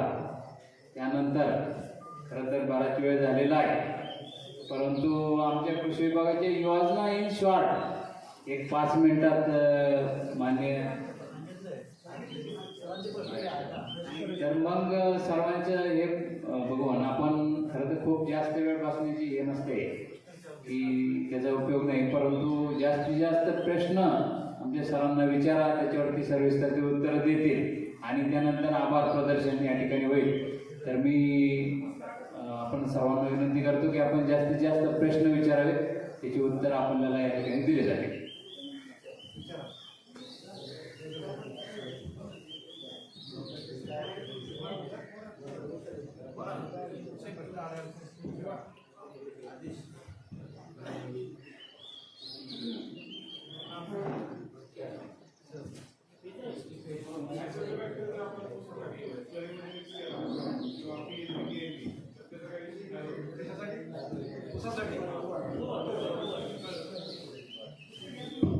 ऊसासाठी त्यांचं शंका अशी आहे की आपण ही जी तरी करणार आहे त्यामध्ये ॲझोटोबॅक्टर PSB आणि KMB मिसळायचं का. तर तुम्ही ॲझोटोबॅक्टर न मिसळता ऊसासाठी ॲसिडोबॅक्टर मिसळा, अवश्य मिसळा. साधारणतः 200 लिटरचा जर ड्रम असेल तर त्यांच्याकडे वही लिहिले की त्यामध्ये एक 20 किलो किंवा 1 मिलीभर शेण टाकावं. शक्यतो देशी गायचं टाकावं झालं. 5 ते 10 लिटर गोमूत्र टाकावं. 5 लिटर टाका सुरुवातीला. त्यानंतर काळी माती करता काय मिलीभर थोड्यासाठी की काळी मातीमध्ये ॲक्टिनो ॲसिड्स असतात. पाऊस पहिला पडला की तो वास येतो, ॲक्टिनो ॲसिड्स ॲक्टिव्ह होतात त्यामुळे ती काळी माती. डाळीचं पीठ महाग आहे त्यापेक्षा गिरणीत खाली सांडलेली पीठ आहे ते आपलं काम करेल. 10 रुपये किलोच मिळेल. 80 रुपये किलोचं डाळीचं पीठ टाकण्याची गरज नाही. आणि खराब दूध आमच्या भट्टीला जाणारा जो खराब 20 रुपये किलोनं मिळतो 30 रुपये किलो तो वापरतो. पीठ गूळ आणि मातीचं प्रमाण सांगितलं पण पीठ गुळ 3-3 किलो टाकलं तर थोडंसं. पण हे सगळं मिसळल्यानंतर त्याचा pH टाक. तो pH शेण आणि गोमूत्र जास्त वापरतो 8.5-9 वर जातो. तर तेवढं त्यामुळे शेण आणि गोमूत्र कमीच टाका. आमच्याकडे आहे म्हणून भरमसाठ टाका. pH हा 8.5चा 7.5 पर्यंत कसा येईल बघा. पाणी जास्त टाकलं तर तो pH नावा. तुमच्या इथं जर पाणीच खराब असेल तर तो pH जास्त राहील. तर त्यासाठी पर्याय अजून एक आहे. काही शेतकरी तर ताक होतात. तर एवढं ताक आपल्याला परवडणार आहे. नाहीतर कारखान्यावरती मळी असते, मळी आणायची भिजत घालायची, त्याचं जे लाल पाणी सकाळी ते pH मीटर बघत वाढवायचं. ते ॲसिडच म्हणजे तो pH 8.5 वरून किंवा 9 वरून 7.5 पर्यंत येऊ शकतो. आणि pH त्याचा 7.5 ते 8 दरम्यान आला की मग तुम्ही प्रत्येकी 2-2 लिटर ॲसिडोबॅक्टर PSB आणि KMB लिटरमध्ये किलोमधलं वापरू नका. कारण किलोमधलं जे येतं ते लिग्नाईट पावडरचं काळे लिक्विडमधलं वापरा. आणि लिक्विडमध्ये त्या जीवाणूची संख्या खूप अफाट असते सॉलिडपेक्षा. कन्सोर्शियम मिळाला तर चांगला आहे, नो प्रॉब्लेम. कन्सोर्शियम मिळाला तर गुड. पण आमच्या डावामध्ये कन्सोर्शियम करत नाही. परंतु आम्ही तिन्हीची वेगवेगळ्या 2-2 लिटर टाकत आहे. चांगलं ढवळा. एक 4-5 दिवस, एक दिवसात किंवा 2 दिवसात ढवळून 4-5 दिवस ते झाकून ठेवा असं की त्याच्यावरती एखादं दुपट्टा किंवा साडीचं कापड 2 पदार्थ 2 लेअर. कारण माश्या ज्या आहेत त्यात अंडी घालतात त्या वासामुळे, आणि माशाने अंडी घातली की त्यात आळ्या होतात. आता शेणात माशाने अंडी घातलेली असतात, त्यामुळे थोड्याफार आळ्या होतात. झाल्या तर त्या आळ्या आपल्याला काय अपायकारक त्याला नाही, त्याला माशांच्या आळ्या होतात. झाकल्यानंतर दिवसात एकदा किंवा 2दा ते ढवळा. विशेषतः जीवाणू जर वाढायचे असतील तर त्यांना थोडा ऑक्सिजन पाहिजे. त्यासाठी जेवढा वेळ तुम्ही ज्यात ढवळा तेवढी ती जीवाणूची संख्या वाढते. त्यानंतर 4 ते 5 दिवस झाल्यानंतर त्यामध्ये 2 किलो ते 3 किलो ट्रायकोडर्मा मिसळा. ट्रायकोडर्मा प्लस मिसळा डाळिंब शेतकऱ्यांनी. आणि ज्यांना उसात वापरायचं आहे, जर हुमणीचा त्रास आहे, हुमणीचा त्रास असेल तर ट्रायकोडर्मा मिसळू नका, तर त्यामध्ये मेटारायझम बिव्हेरिया जे काही मिळेल ते प्रत्येकी 2 किलो 3 किलो मिसळा. मेटारायझम बिव्हेरिया किंवा ट्रायकोडर्मा 4-5 दिवसांनी एवढ्यासाठी घालायचं, मगाशी सांगितलं इतर जीवाणूंची वाढ झाली पाहिजे, आणि मग नंतर आपण ट्रायकोडर्मा बिव्हेरिया किंवा मेटारायझम आपल्या अडचणीनुसार. डाळिंबाची मध आहे, तुम्ही ट्रायकोडर्मा प्लसच मिसळा. ऊसामध्ये हुमणीचा त्रास आहे, मेटारायझमच मिसळा. आणि हे तयार झालेलं 200 लिटरचं ड्राम 10 दिवसानंतर डायल्यूट करा, म्हणजे 1:10 या प्रमाणात. म्हणजे 10 लिटर पाणी 1 लिटर मिश्रण, म्हणजे त्याचं आपल्याला 2000 लिटर मिश्रण तयार होईल. आणि ते ऊसाच्या पाटातली सोडा. ठिबक असेल तर वेंचिरीमधनं गाळून सोडा. तुमचं काम यातून होऊन जाईल की या जीवाणूंची संख्या जी आम्ही बाटलीत दिली ती तुमच्याकडे 1000 लिटरमध्ये वाढलेली असणार, 2000 लिटरमध्ये ती भरमसाठ वाढलेली असेल.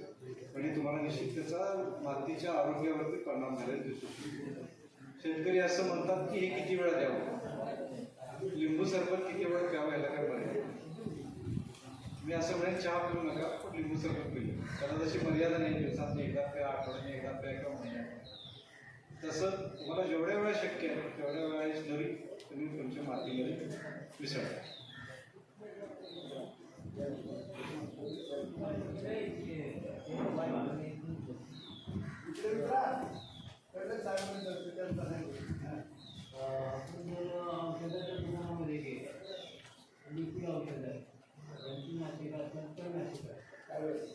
त्या बाटलीत किंमत उशीर होते.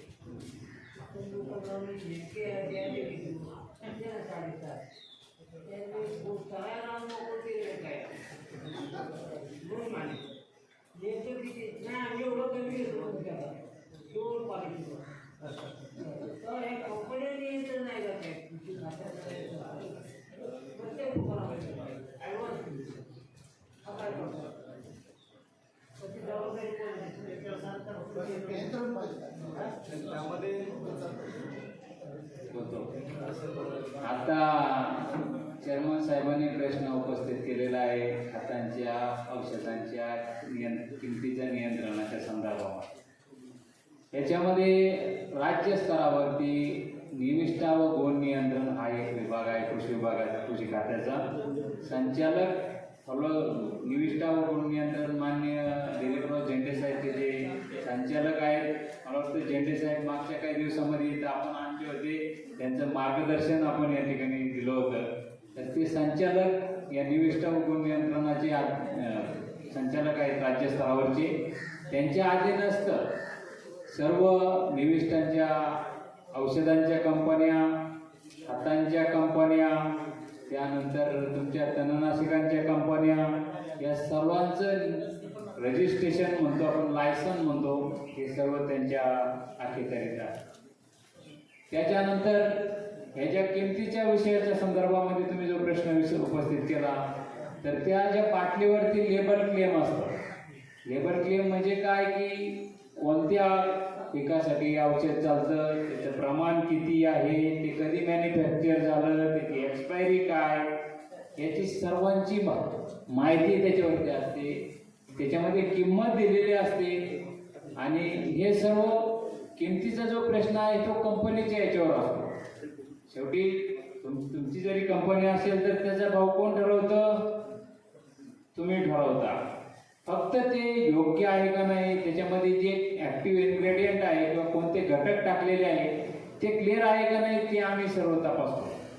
आमची शासनाची रेसिड्यू टेस्टिंग लॅबोरेटरी आहे, इन्सेक्टिसाइड टेस्टिंग लॅबोरेटरी आहे, फर्टिलायझर टेस्टिंग लॅबोरेटरी आहे.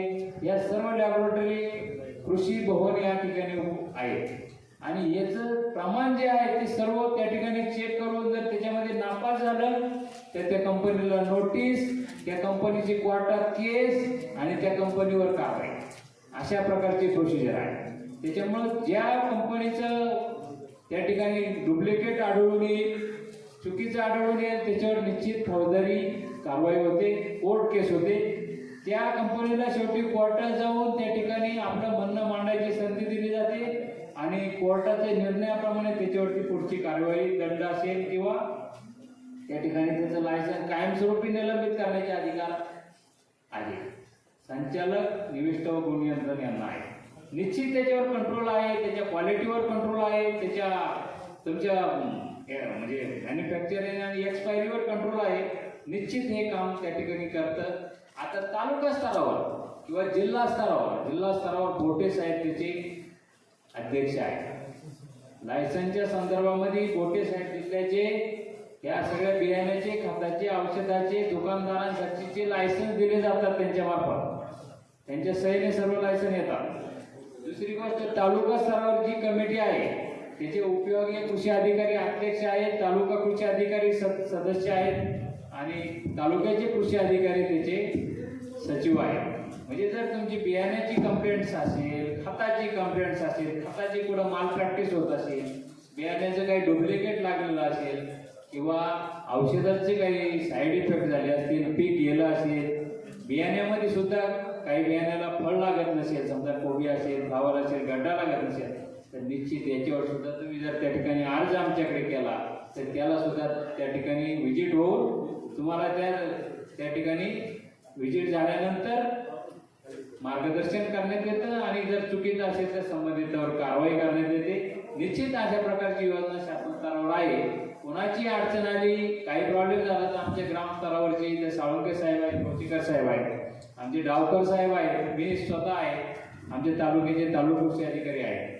निश्चित त्याच्यामध्ये त्या कमिटीमध्ये विद्यापीठाचे सुद्धा सायंटिस्ट असतात. कशामुळे झालंय, काय झालंय त्याची ती शहानिशा त्या ठिकाणी केली जाते आणि निश्चितच त्याच्यावर उपाययोजना त्या ठिकाणी केली जाते. मला वाटतं थोरात साहेब तुमच्या प्रश्नाचं उत्तर तुम्हाला मिळालं असेल. यानंतर आपले टिळेकर साहेब, राजेंद्र टिळेकर, व्हाईस चेअरमन फेड सहकारी, त्या ठिकाणी आपले आभार प्रदर्शन थोडक्यात करतील. मी त्यांना विनंती करतो. एक मिनिट, आपल्या भारतामध्ये प्रोसेसला पेटंट दिलं जातं. त्याला प्रोडक्ट बनायचं असेल ना, ती पद्धत कशी त्याला पेटंट दिलं जातं, त्या प्रोडक्टला पेटंट दिलं जात नाही. त्याच्यामुळं मल्टीनॅशनल कंपनीला लिमिट जास्त असतात आणि मार्जिनचं साधारण 30 ते 40% त्याच्यामध्ये मार्जिन दिले असतात. त्याच्यामुळे ते मग खूप वाढवून कमी किमतीला असं दाखवलं जातं. ॲक्च्युली आपल्या त्या प्रोडक्टला पेटंट नाही. लक्षात घ्या मुद्दा. कीटक म्हणजे समजा कीटकनाशक असेल तर ती कसं बनवायचं आलं तर अर्धा कंपनी त्यावर काम करू शकतात. प्रत्येकाचे रेट वेगवेगळे असतात. घटक एकच असतो. जसं आपण जेनेरिक औषधी घेतो त्यातले घटक तेच असतात आणि आयुर्वेदिकची औषधी सेम असतात. त्याच्यामध्ये बनवण्याची प्रोसेस पद्धत आहे ती वेगळी असते. मल्टीनॅशनलचे रेट नेहमीच जास्त असतात. आपले इंडियन प्रोडक्टचे रेट कमी असतात. रेट जास्त असल्यामुळे ते 15-20% किंवा 10% कमी करून देतात. हे खरं त्यामधलं इंगित आहे. आजच्या कार्यक्रमाच्या निमित्तानं या ठिकाणी जिल्हा अधीक्षक कृषी ज्ञानेश्वर बाटे साहेब, तालुका कृषी अधिकारी माननीय मारुती साळे साहेब, माननीय डॉक्टर सोमनाथ माने, माननीय डॉक्टर महेंद्र फाळके, माननीय डॉक्टर हसबनी सर, माननीय डॉक्टर जोगदर सर, माननीय गुलाबराव कदम साहेब, मंडळ कृषी अधिकारी हापसर, माननीय डावकर साहेब कृषी पर्यवेक्षक हडपसर, माननीय वाळुजकर कृषी पर्यवेक्षक हडपसर, माननीय अमित साळुंखे कृषी सहाय्यक, माननीय राजेंद्र भोसेकर कृषी सहाय्यक, माननीय महेश सुरडकर कृषी सहाय्यक, माननीय महेश माडी कृषी सहाय्यक, माननीय शंकरराव चव्हाण कृषी सहाय्यक, माननीय नागेश नेत्रे कृषी सहाय्यक. त्याचप्रमाणे या कार्यक्रमाला उपस्थित असणारे खामगावटी, टिळेकरवाडी, बोरापूर, कोरेगाव बराच वेळ झाला आहे. अनेक मान्यवरांनी या ठिकाणी आपल्याला शेतीविषयक मार्गदर्शन केले. अतिशय चांगल्या प्रकारचं मार्गदर्शन थोडक्यात करण्याचा प्रयत्न त्यांनी या ठिकाणी केलेला आहे.